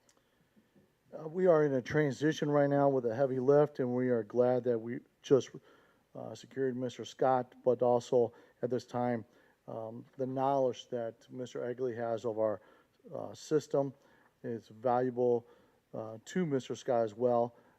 It's my understanding they met on Friday for approximately 8 hours. And so we believe going forward, this would be about 2 to 5 hours a week. He's asked to be a independent contractor, and you have that contract in front of you. This comes with the recommendation and support of Interim Superintendent Dr. Weatherspoon. Madam President, recommended motion, move that the Board of Education approve a payroll and benefits consultant contract with Cameron Egley at a rate of $60 an hour beginning January 21st, 2022, until the end of the contract on March 31st, 2022. There's a rationale. The recommended comes from the support of the Interim Superintendent, Dr. Witherspoon. Budget implications is general fund, and the exhibits is the contract. Thank you. Is there support? Support. Moved by Kennard, supported by Evans. Are there any questions from board members? Mr. McNatt, I have a question. Just exactly what is it that Mr. Egley would be doing for the district? Mr. Scott could speak best to that.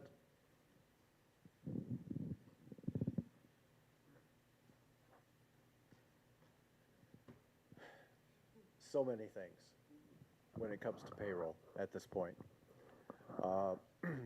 You may or may not know this, but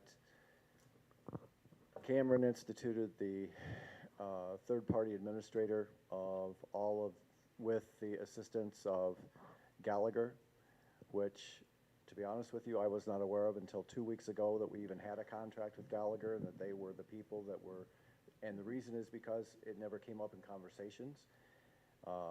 Mr. Egley, when he left, the last week he was here on Monday and Friday. The 3 days he was at his new position. There was a lot of information that left with him when he left. Example being, I was not aware at all that this third-party administrator, when we had open enrollment in November, that all of the information that went in there needed to be transferred to all of our individual providers. Therefore, come January 1st, when we had people who had a confirmation letter from this third-party administrator that all of their, whatever they had put in an open enrollment, that it was there. And that's what their confirmation letter said. One family took his wife to the doctor, who he had added to his policy, and went to the doctor, and the doctor said that they were not getting any medical benefits for the wife. And so they're calling me the first week of January wanting to know why. So I'm learning that there is no direct connection between the third-party administrator and our MESA insurance, and that we actually have to download a file and get it to MESA to have those changes made. As soon as I found that out, I got well, number one, I got training on Hello Iris, which is our third-party administration, which then I was able to, via Gallagher, because I found out the same day that I had the training and the same day that I talked to our MESA representative, what all needed to be done, and was able to get the file, give it to MESA, so that they could actually upload that. Cameron knows all of these things. Cameron is able to assist in all of these things. He is able to give me information that I didn't know because there was nobody in the central office that knew anything about it. So that's one thing. HSAs and FSAs, that's included in that as well for those of you flexible spending accounts and health savings accounts. And you all know how important those things are. Now, it doesn't mean that people aren't going to get reimbursed for any expenses out of pocket. They will, because they did have coverage from January 1st. But the fact is had we known this beforehand, we could have avoided all of that. Right. So those are some of the things. Electronic transfers of funds to make sure that our salaries are paid. There is no one who was contracted to do that when Cameron left. So the Freyer group has jumped in, which meant that the things that they're contracted to do get set aside due to the fact that they have to do additional things now that was not part of their contract. So on Friday, one of the things I asked Cameron, would he be willing to continue to do our electronic transfers and get the funds to the providers that need to have the funds every month. This happens, as an example, this week. Our staff get paid on Friday. The payroll has to be done by Wednesday because we have to make the electronic transfers on Wednesday so that they arrive in everyone's accounts on Friday. Cameron has said that he would be willing to do that. Okay. So those are just a few minor things. Well, they're major actually when it comes to salaries. Right. But those are a few of the things that he's helping us with. Right. Thank you. Okay? Are we going to, while he's here, have someone work with him to be able to do these tasks moving forward? Are we coming up with our procedures manual on our day-to-day activities and what needs to be done for the next person that comes in? That's one of the reasons why on my contract, I was suggesting that we go until a year from this. Remember, I'm retired. I've only been retired, this is my 5th school year out of the job. I felt that there were a lot of procedures, processes, just payroll that we need to get straightened, and I need time to be able to put that into place. Since I've come on, payroll has now been kind of put on my lap, I guess I would say that. And I am working with RISA, but I'm the point person in the district who has to collect everything, get it to RISA, and anything else that comes in, I have to get it to RISA. RISA asks me any questions that come up. So, talking about a manual, yeah, that's what I would like to do. That's the long-range goal. Am I going to do it this week? No. I know that. I have to get payroll out. Right. Okay. No, But thank yes, you. that is the goal. Thank you. Thank you. So the motion is that the Board of Education approve this contract with Cameron Egley. All in favor, say aye. Aye. Aye. Aye. Those opposed? Motion carries. Yes. Yes, motion carried unanimously. Is moved by Kennard, supported by Evans. Next, we have an action item for the job posting of district bookkeeper. So I had a conversation with Shelby and asked her what she thought the salary range would be, and she's in agreement with this position needing to be filled, and also for the range. And that is a change from previous postings for that position. Madam President, recommended motion, move that the Board of Education approve to post for bookkeeper with a salary range of $44,500 to $56,000. The rationale, the job posting for bookkeeper is being presented for a change in salary to reflect current market demands and attract the best possible talent. This position is currently vacated due to an internal staff transfer, and this recommendation is presented with the support business financial consultant Shelby Fryer. Board members, please see the contract for details pursuant of Board of Education Policy Number 4001, General Fund, Budget Implications, and the job posting is in your packet. Thank you. Moved by Kennard. Is there support? Support. Supported by Evans. The floor is open. Are there any questions?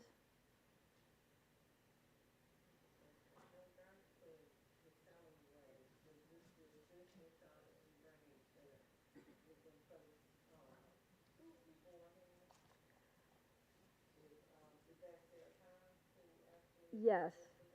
So the salary range as of The salary as of July 1st, 2021 through June 30th, 2022, the salary was $48,988.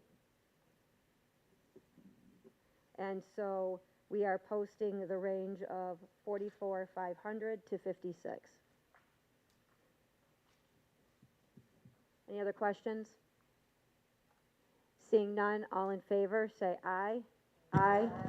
Those opposed? Motion carries unanimously. Mr. McNatt, before you go, I know that in December 13th, I think the board had approved a posting for a school nurse, and I'd asked earlier this month when that will be posted. Do we have an update on when that position will be posted? And most importantly, because it was required for us to remain in compliance for students who have IEPs requiring a nurse, what are we doing in the interim to make sure that we are meeting those services that students are entitled to? So one of the things that I share with Dr. Weatherspoon that I'll be looking at, and also Mr. Scott and I talked about as well, is updating our job postings and making sure that we have them all on there. So I'll look at that as well and get back with you on the school nurse. So for example, we'll be taking down the accountant position, we'll be taking down the curriculum position, we'll be taking down the HR position, and so forth. And also making sure that those are up there, that should be up there, such as the school nurse. And so we've been contracting with Wayne Risa for services as needed. Okay, thank you.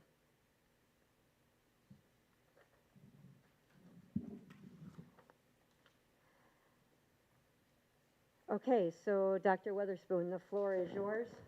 Thank you, Madam President, members of the board.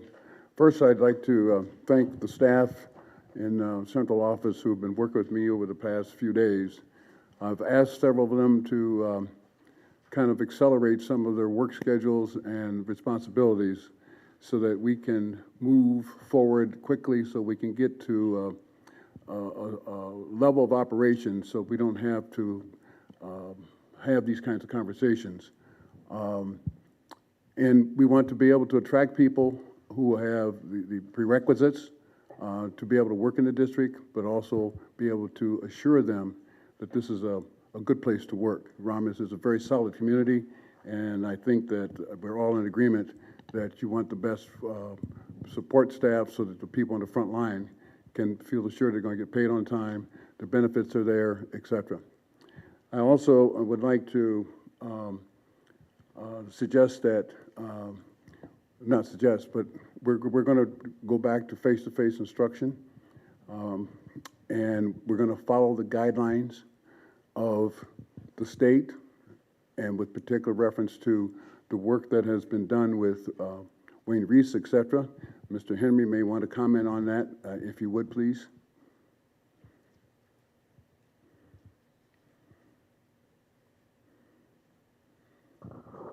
Today was the official start of a second semester. The students are scheduled to be virtual for this week, but they are expected to return on Monday, January 31st. Earlier today, we sent out an email to all of the principals, to all of the cabinet members, reminding them and updating them on what the most recent Michigan Safer Schools Managing, that long title, protocol is that we will follow upon the students' return. We've been in conversation with maintenance and facilities. They have disinfected every part of the buildings that they could over the time that the students have been out, which has been since the end of the school day on December 17th to now. Thank you. This is not an easy decision to make because of the fears, etc. But at a recent conference where the state superintendent spoke, there was strong encouragement for the districts to move back to face-to-face instruction within the protocols for student safety in mind.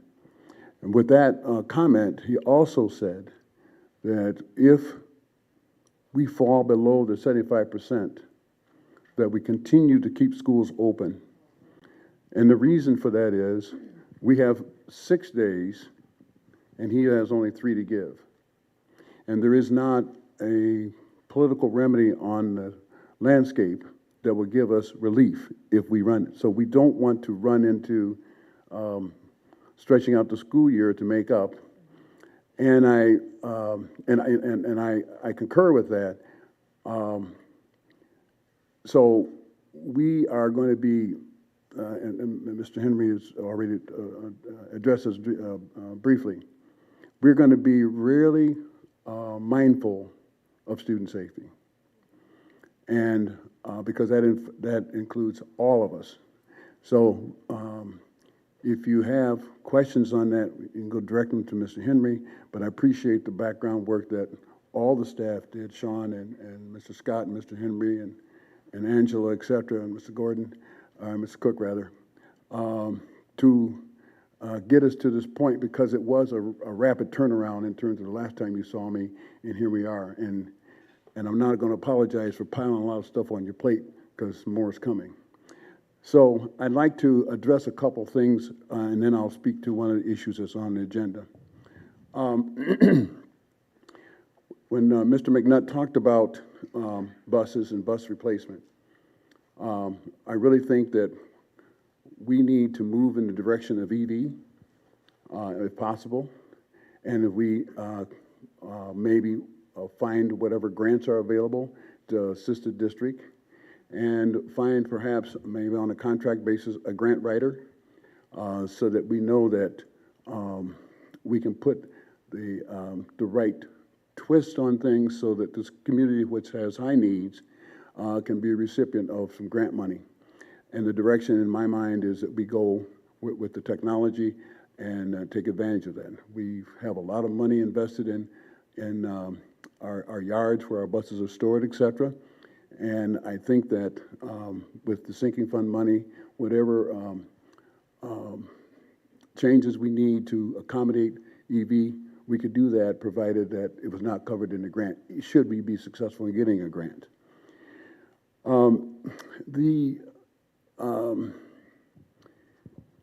There was a comment made last week in Cabinet, and I'm going to pair that with a comment from a member of the board that talked about how much did our students lose during the time they were remote. I can't measure that, and we don't know the answer to that. But one of the questions that I asked was, what's the percent of loss for Chromebooks? It ranged anywhere from 10% to 60%. I don't know for how long. I don't know what the replacement was or whatever. But if you lose 3 days, that sets you back substantially in terms of learning. So the conversations inside now is that we've got a team looking at this. We're looking at special ed. We're looking at the data and communications protocols and curriculum to see what exactly has happened. And we'll try to bring that report to you. And one of the things that I absolutely appreciate is the engagement in terms of the questions that you raise are very, very important. So we're going to be bringing stuff to you. We hope you engage, and we want you to raise those questions so that we can come back to you with an answer, and it will help you with the plans that we present to you, and also we communicate to the community where we're going, and showing the community we've anticipated some of the concerns that they have as parents, et cetera. I say that also to suggest that we look at, in your package on page 18, the RFP requests. I mentioned when we first talked to one another on the 10th that in listening to each of you and people, members for the public, et cetera, that we've got to close some gaps in terms of communication.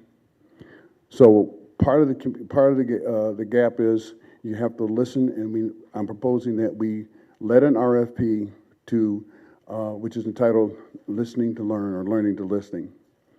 And we put the RFP out and bring the concept to the board so they can understand what learning to listen means. And there's a brief description there, and basically it boils down to about 50 listening groups would be convened throughout the district and into the community. And these groups would be facilitated by an individual who would be trained to capture what people are saying. Now, these are not the groups where people would be debating or coming with a particular bent on a point of view, but rather the concerns they have about what their children have missed and what they need in the future that they need to go in, we need to go moving toward. Then that information will be compiled and brought to the board so that you can understand. This, by the way, it would also include listening with a session with the board members. So I don't want to go into a lot of detail on that other than the fact that it's a very powerful tool. It's a very introspective tool, and people who are complete strangers are forced to think introspectively about what's in the best interest of children, what's in the best interest of this district, and also what works best in terms of us working together as a team on behalf of our children. So what you have on page 18 is the rationale, the scope of the work, the project goals, and the evaluations, but more importantly, the outcomes of what the evaluation would tell you in terms of where to go. And what I would hope, Madam Chair, is that the board would give us permission to move forward with an RFP. The last thing that I would like to bring to your attention is there is in your packet, not in your packet, this is something that I brought with me back from the conference that I attended recently. Kent Intermediate School District has piloted and circulated in several districts in Kent County and some surrounding Kent County, a student perception survey. And this is a tool that adds to databases that helps, would be used by school advocates, meaning the ISD superintendents, et cetera, to work with state policymakers, means legislators and the Department of Ed. The data are private, so there's no public disclosure, et cetera, but it does ask the student several questions about how they perceive school and their experiences, et cetera. This is just brought for your information, and I have invited a representative from Kent ISD to be available during the month of February so they can come over and talk to you about this, the work that they're doing, why they're doing it, and what how the results will be used, etc.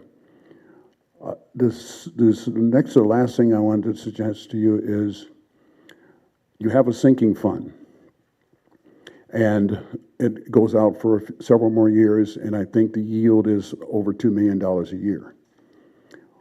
What I would propose to the board is that you entertain selling the bonds for the entire life of that sinking fund and get your projects prioritized and done within the next 2 years. That way you can show the community what you have asked for, you show the results, and you get it done in conjunction with some of the things we talked about as far as changing the footprint of the district. And when I say changing the footprint, I mean if we have excess property, you get rid of those properties as soon as possible because they're a liability to you. If we need to figure out ways to increase the purpose of our buildings, whatever adjustments we need to make. But secondly, you save money. And by being able to get things addressed now, you get a longer useful life out of the work that's done now, as opposed to dribbling it out over years and then still. So when something that you did today, and maybe 10 years from now, you say, well, we have to go back and repair that. Because anytime you have a building, there's use and there's wear. So I've also asked a bond underwriter to look at the district's data, the financial data with regard to the sinking fund, and to put together not a or maybe a proposal, but more importantly, a concept paper to talk about what are the benefits of doing something like this, and presenting it to you, and then you decide whether or not that's an idea you want to pursue or not. You've got the tax base, you've got the you've got strategic, you've got buildings that are strategically located around the district, and you know I've been in high schools where they're they had 300 kids in a 3,000 FTE building. Okay, you're not there here at this point. But if you're at less than 50% capacity here, what else can you do? I don't know the answer, but that's for a work session, Madam President and members of the board. But you need to know what kind of funds you can use to modify your buildings if necessary. We're not talking about getting rid of anything here that you haven't already decided upon. We're talking about how you reorder the deck chairs. And with that, Madam President, if there are any questions, I'll be happy to answer them. I have a question on that, Dr. Weatherspoon. This is the first time we've had someone present that idea, because as you know, we have been doing sinking fund projects each year as the money is allocated. But as you talk about, you know, the benefits of being able to do this and take it on, could you get someone to come in and do a study session with us so that we can learn more about that? That's never been presented here before. I can have them here in a week.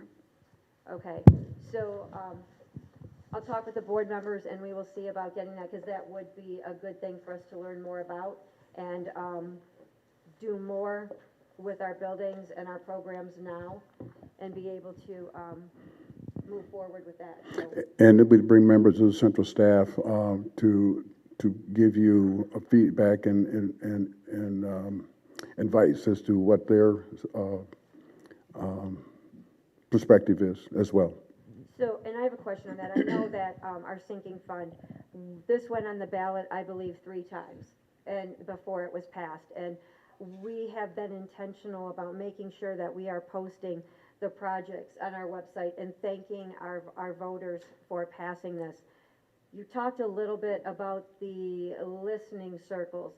Is that something we can incorporate if we go ahead with this and take our sinking fund and bond it out? Could we pull in community members and different stakeholder groups into listening circles and talk about, so we get a pulse on what our community would like to see in our district? When the author of the presentation, if you go forward, you can list the questions you want addressed. Okay. But one of the questions that absolutely has to be addressed is, what are the students feeling about, one, the effects of being remote, and where do they think their needs are? So we have to hear that. Then when we go to the parents, we have to go to the teachers, et cetera. That's why I said there are about 50 different groups that we're talking about here.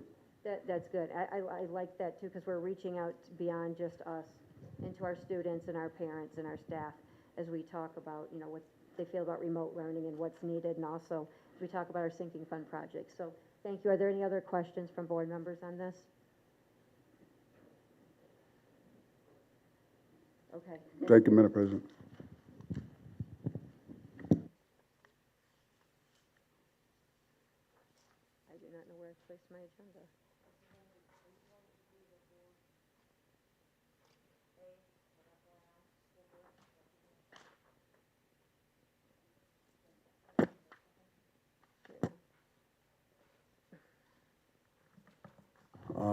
I have been reminded that I'm derelict in my duties here in terms of recognizing my bosses.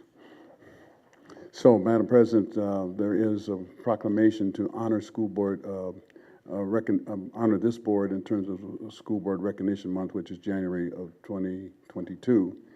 And I don't want to read the whole resolution, which if members of the public don't have it, we can make a copy of it for them. But I would recommend that you support and pass the School Board Recognition Month for not only the other school boards in the state of Michigan, but this board as well. Thank you for that. And the resolution is one that is sent out from Wayne Risa, and that has been included in our board packet, and they collaborate with MASB, and there are, I don't know, between 600 and 700 school districts and school boards in the state of Michigan. And so, yeah, we're all grateful for MASB. We've been able to take advantage of their workshops and learning opportunities where we come together with other board members and work together as a Romulus Community Schools Board of Education in those learning opportunities.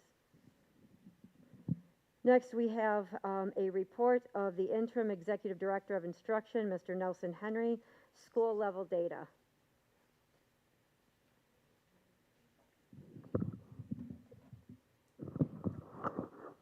Good evening, board. I provided you with a folder that says the Office of Curriculum and Instruction and Assessment.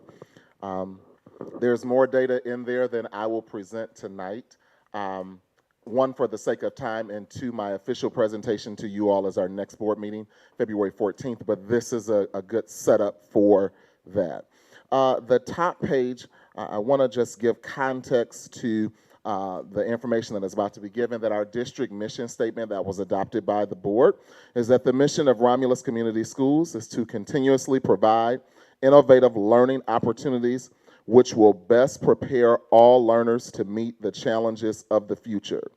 And so I reference this, and since I have been fortunate to serve in this capacity since November 16th, I read over this mission statement regularly because I want to make sure that the suggestions that I'm making in cabinet and the things that we're doing in our office with the administrative assistant and with our data coach, Scott Rourke, and all the collaboration that we're doing with the other cabinet members, and when we're having conversations with principals, assistant principals, and directors, that it is connecting to our overall mission about providing amazing and innovative learning opportunities for our students. Our board goals and district initiatives are there. I want to start from number 4 and work back to number 1. Number 4 is communication. Romulus Community Schools will improve communication both internally and externally. Number 3 is fiscal responsibility. I will not read that goal for tonight. Number 2, post-secondary college and career readiness. Romulus Community Schools will prepare all students for post-secondary education or career training. I think that this is important because when you look at our logo, and we were having conversation about this the other day in cabinet, when you look at our logo basically represents that. And so we basically put students on an assembly line from kindergarten to 12th grade, or whatever grade they enter our district in, to 12th grade. And to follow that line of thinking, I met with the high school administration and counselors the other day with something that we've called Operation Eagles Soaring. We are interested in making sure we have the highest number of students to graduate this year and beyond, and that we are aiming them toward college or career readiness, which is one of the goals that the board has adopted. And then number 1 is student achievement. By this academic school year, 85% of all students in the district will score in the proficient or above categories on the state assessments in all core subject areas. It was a goal, but it has not been achieved. But it is okay. We can regroup and get that. And before we go into the data, one of the things that I've been sharing with the principals since serving in this capacity is that we're really working hard to turn learning losses into learning leaps. That is the goal. We know we have learning losses. We want to turn them into learning leaps. So before you have data, some of the data is similar data, so I will explain like one set of it, and whatever I explain for English language arts, you will see in mathematics, and it'll make sense in a moment. So I might not go over every single data piece, but you can certainly email me, call me, or make sure you're ready on February 14th. My love gifts to you all is that I'll come back and present more data. So we have there for the first set of data, the M-STEP ELA performance for the years of 2017, 18, 19, and 21. because in 2019 to 20, M-STEP was canceled because of COVID school closures. And then 2020 to 21, state assessment participation, we had waivers for that. Although we took the assessment, we understand that because of the effects of COVID, that our numbers might have been significantly affected. I want to lift for our consideration a couple of those, some of the data sets, so I can overall explain it. The state goal by the year 2025 is 60%, a minimum of 60%, which is represented by that yellow or gold dotted line. Our number of students in 2016 to 17, the percent of students who were proficient in English language arts was 29%. So we're approximately 30% lower than the state goal, and that was in 2016 to 17. And then we see in 2017 to 18, 25%. So that is a downward trend. Then we go up 2018 to 19 to 28%, and then we go down to 17% 2020 to 21. Okay. If we look at the next page, the College Board evidence-based reading and writing performance. So this is our SAT and PSAT specifically for our high schoolers. Once again, the information that is given is for 2017, 18, 19, 21. The years that are skipped are for the same reasons because of COVID and the state waiver that was for 2021 school year. So the expected state goal is 60% or higher for those who meet the benchmark or who met the benchmark, which is in the green, and those who did, the percentage of students that did not meet the benchmark, which is in the red. So we see from 16 to 17 and 17 to 18 and 18 to 19 that the numbers were trending upward, which is a good thing, although it was minimal growth. It was growth just the same. And then we see a drop in 2020 to 21 from 34% of the students who met the benchmark to 25%. And once again, these are our high schoolers for the SAT and the PSAT. For ELA, M-STEP, the next page, the blue bar graph. ELA, M-STEP, and College Board adequate growth. The years are the same, 17, 18, 19, and 21. The expected target from the state of Michigan is 58%, and we see where our numbers are as it relates to the goal. Want to flip the page to M-STEP mathematics performance. Once again, I'm going kind of quickly, but you will see a trend in the data, and then I'm going to end with some implications as to why those numbers are like that, and then I'm going to come back on February 14th and give us a potential game plan to help fix that. So it's kind of a two-part thing. M-STEP mathematics performance, 2017, 18, 19, and 21 school years. The goals, the state goal for 2025 is 48% or higher of students are expected to be proficient. Our numbers are 22%,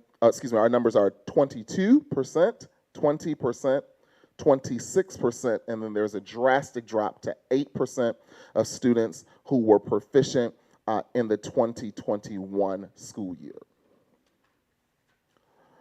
The College Board math performance, the next page, the data for those years, 2016 to 17, we go from 9% to 19% to 15% to 8%.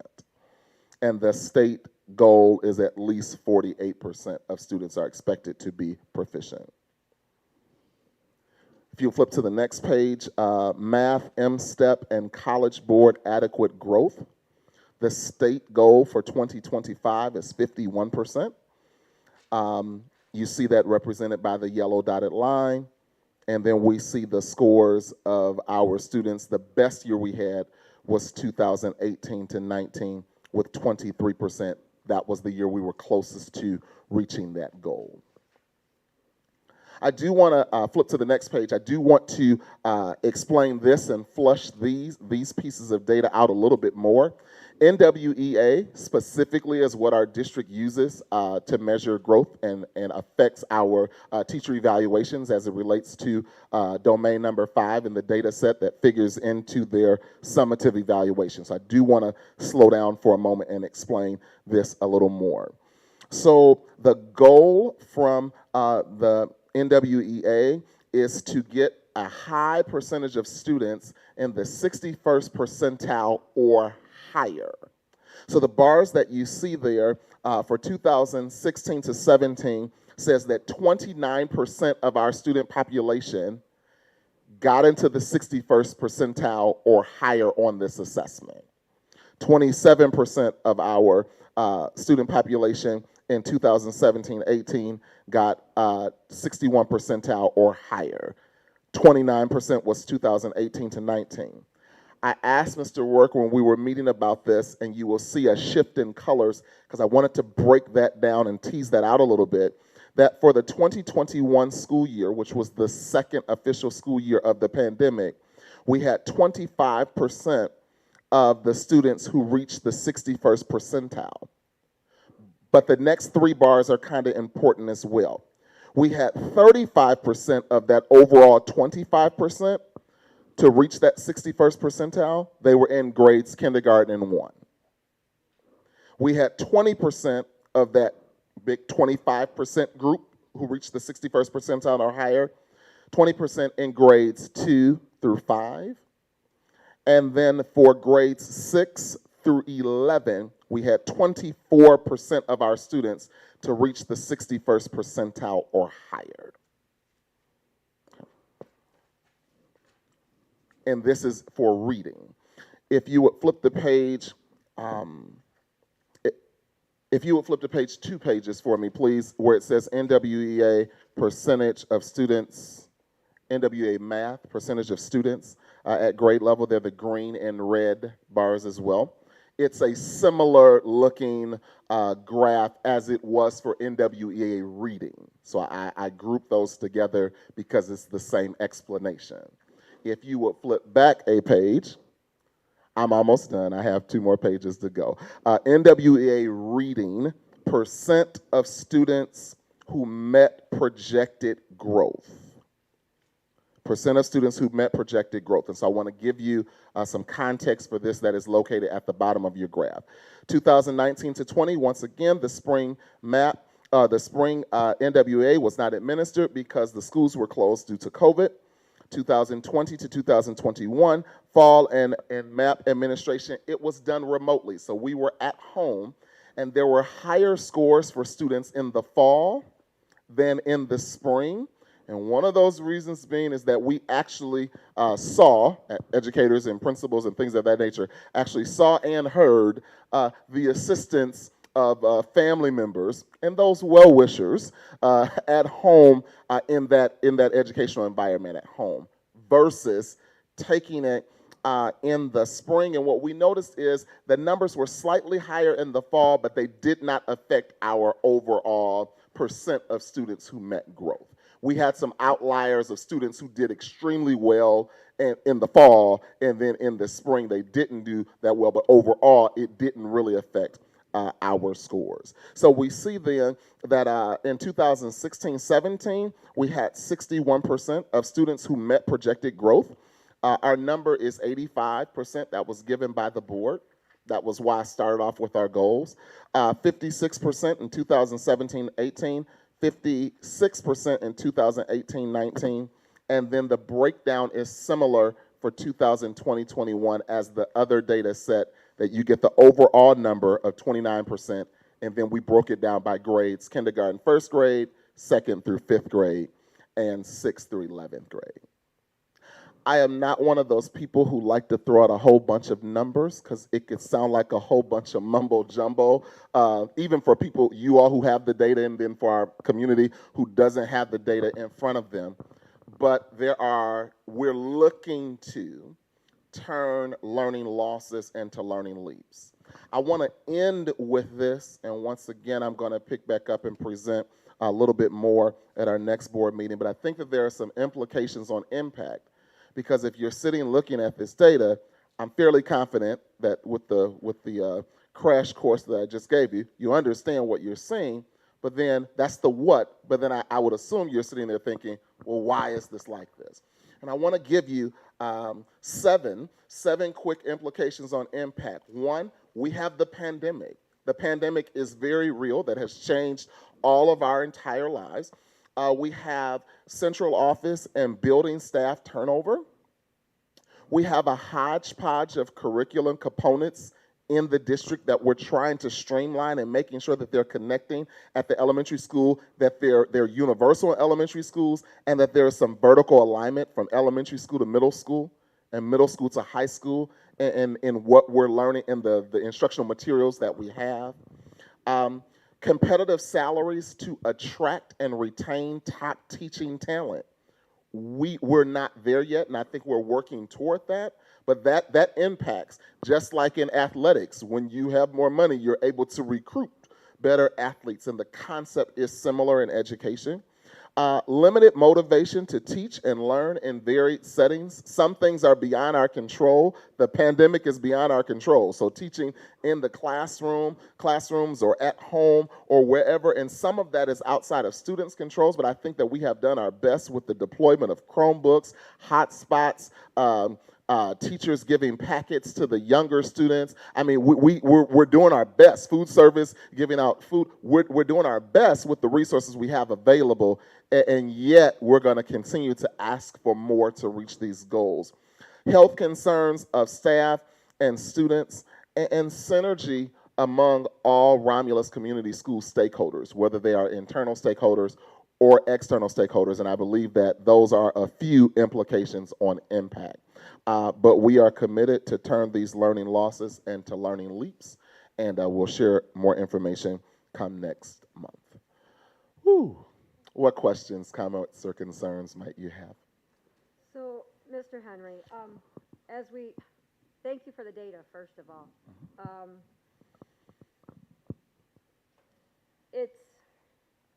It's sobering, but it's our reality. And so we can't do better until we really take a look at this. And in spite of the pandemic, and I get it, it's a reality, but life isn't going to go easier on our students because they went through Romulus Community Schools during a pandemic. I'm thankful for the ESSER money that's coming. I know ESSER 3, we are required by the state to allocate at least, that's minimum, 20% toward learning loss. I would hope that this district would want to do more than the least, especially after looking at these scores. And we are. So I know, I believe that plan for ESSER 3 money, we are getting approximately 13 million, so about 2.6 would be the 20%. That plan of how ESSER funds would be allocated was due, I think, last month, but there's an extension. When that has been set, could we please see where our, the ESSER 3 that has not yet been dispersed, where it's going, so we can really target. Learning leaps, yeah, we need them, but where are our barriers? You know, where are the barriers that are hindering our student performance? Real life things like hunger or homelessness or trauma or any of these other factors, because like I said, there's the pandemic, and there's turnover. One thing, and this might be touchy, but I'm going to say it. One of the barriers is competitive salaries to attract top teaching talent. Absolutely, we want to do that. But the bottom line is when you accept a job here and you accept the salary, the accountability and responsibility is to the students. We can't give them less because we can't pay more right now. We have to meet the needs of every single student. And I want to remind the board, we recently adopted a new equity and excellence policy. So as we are looking at student scores and ESSER money and the allocation of resources and assessing the effectiveness of our hodgepodge curriculums or our supports, let's really be intentional about evaluating, is this working? And if not, then let's try something different, because when you walk out of Romulus Community Schools and 92% is not proficient, that's not okay. and even before the pandemic, 72 weren't proficient. We can do better. We have to do better because we're preparing children for life. And life is hard when you are fully prepared, when you have a support system and networks, but when you grow up without that, and some of our students, the only networks they have are the people in our buildings. The only time they eat is when they're in our schools. We cannot let them go out into life with 80-some% not proficient because there was a pandemic. We've got pandemic funding, and I don't know the answer, Mr. Henry. I thank you for the numbers. Dr. Weatherspoon, thank you for requesting this. I would, as one board member, very much appreciate we look at the number and we also develop a plan with measurable action that we are visiting regularly to monitor the improvement of our students' performance, and ask our students, what do you need? Ask our families, what are your barriers? What are your challenges? Because this is why we're here. And this late at night on a Monday night, looking at data, it's not, necessarily fun, but this should rock us to our core. And if there's any common denominator we all share, it should be tackling this and figuring out how to do better and be worthy of the lives that are entrusted to us at Romulus Community Schools. Are there any other questions for Mr. Henry on this?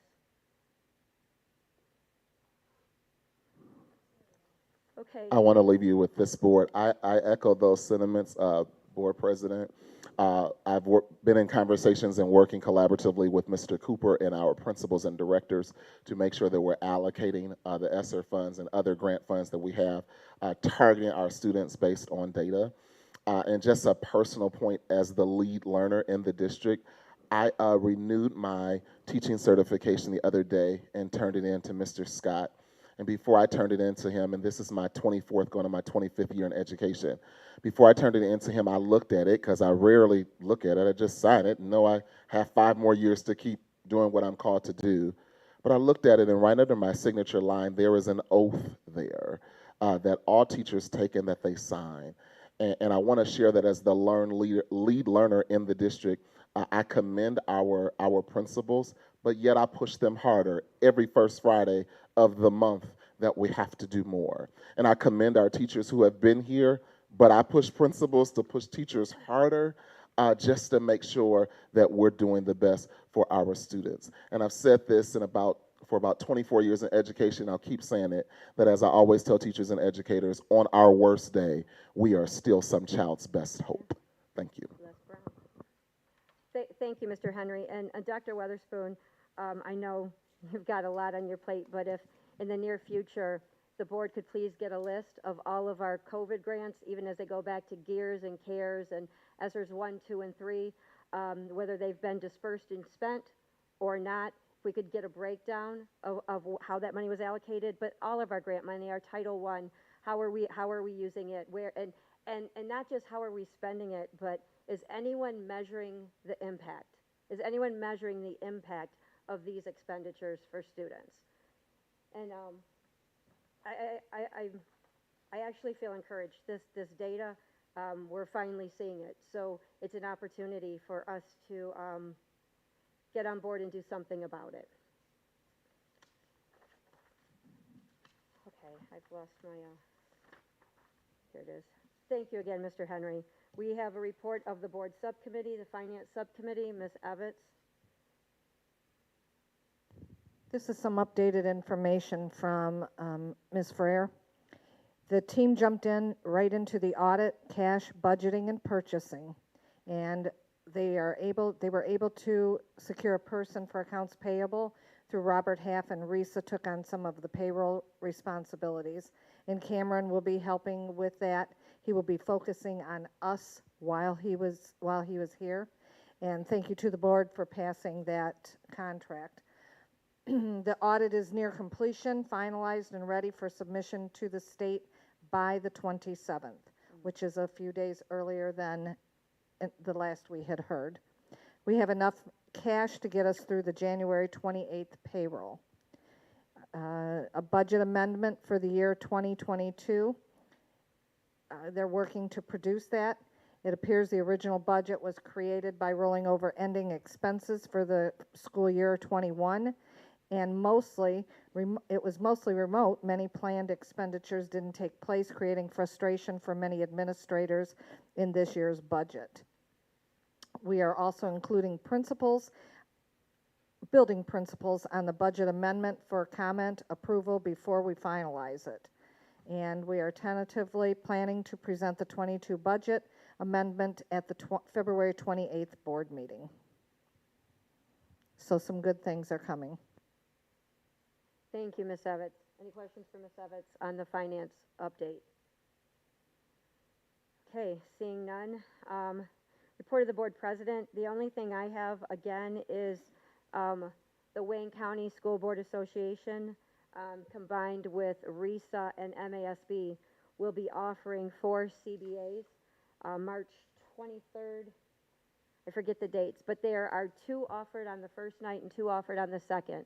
I would again encourage all of us to look at those topics. There's conflict management, there's communicating effectively in difficult times. There are actually 4. The 4 they're offering are all very much applicable to our board and where we are now, and a stepping stone to going forward and doing better. So again, I would encourage all of us to see which CBAs board members are interested in and possibly take those together as a group. We will also be with board members from other districts too, which provides a wonderful learning opportunity. That is all I have for the report. We are at communications from board members. Ms. Terrell, do you have anything? Ms. German, do you have anything? Ms. Lester? No. Ms. Evans? No. Ms. President Kennard? Okay, on that motion to adjourn. All in favor say aye. Aye. Meeting adjourned at 9:20 p.m.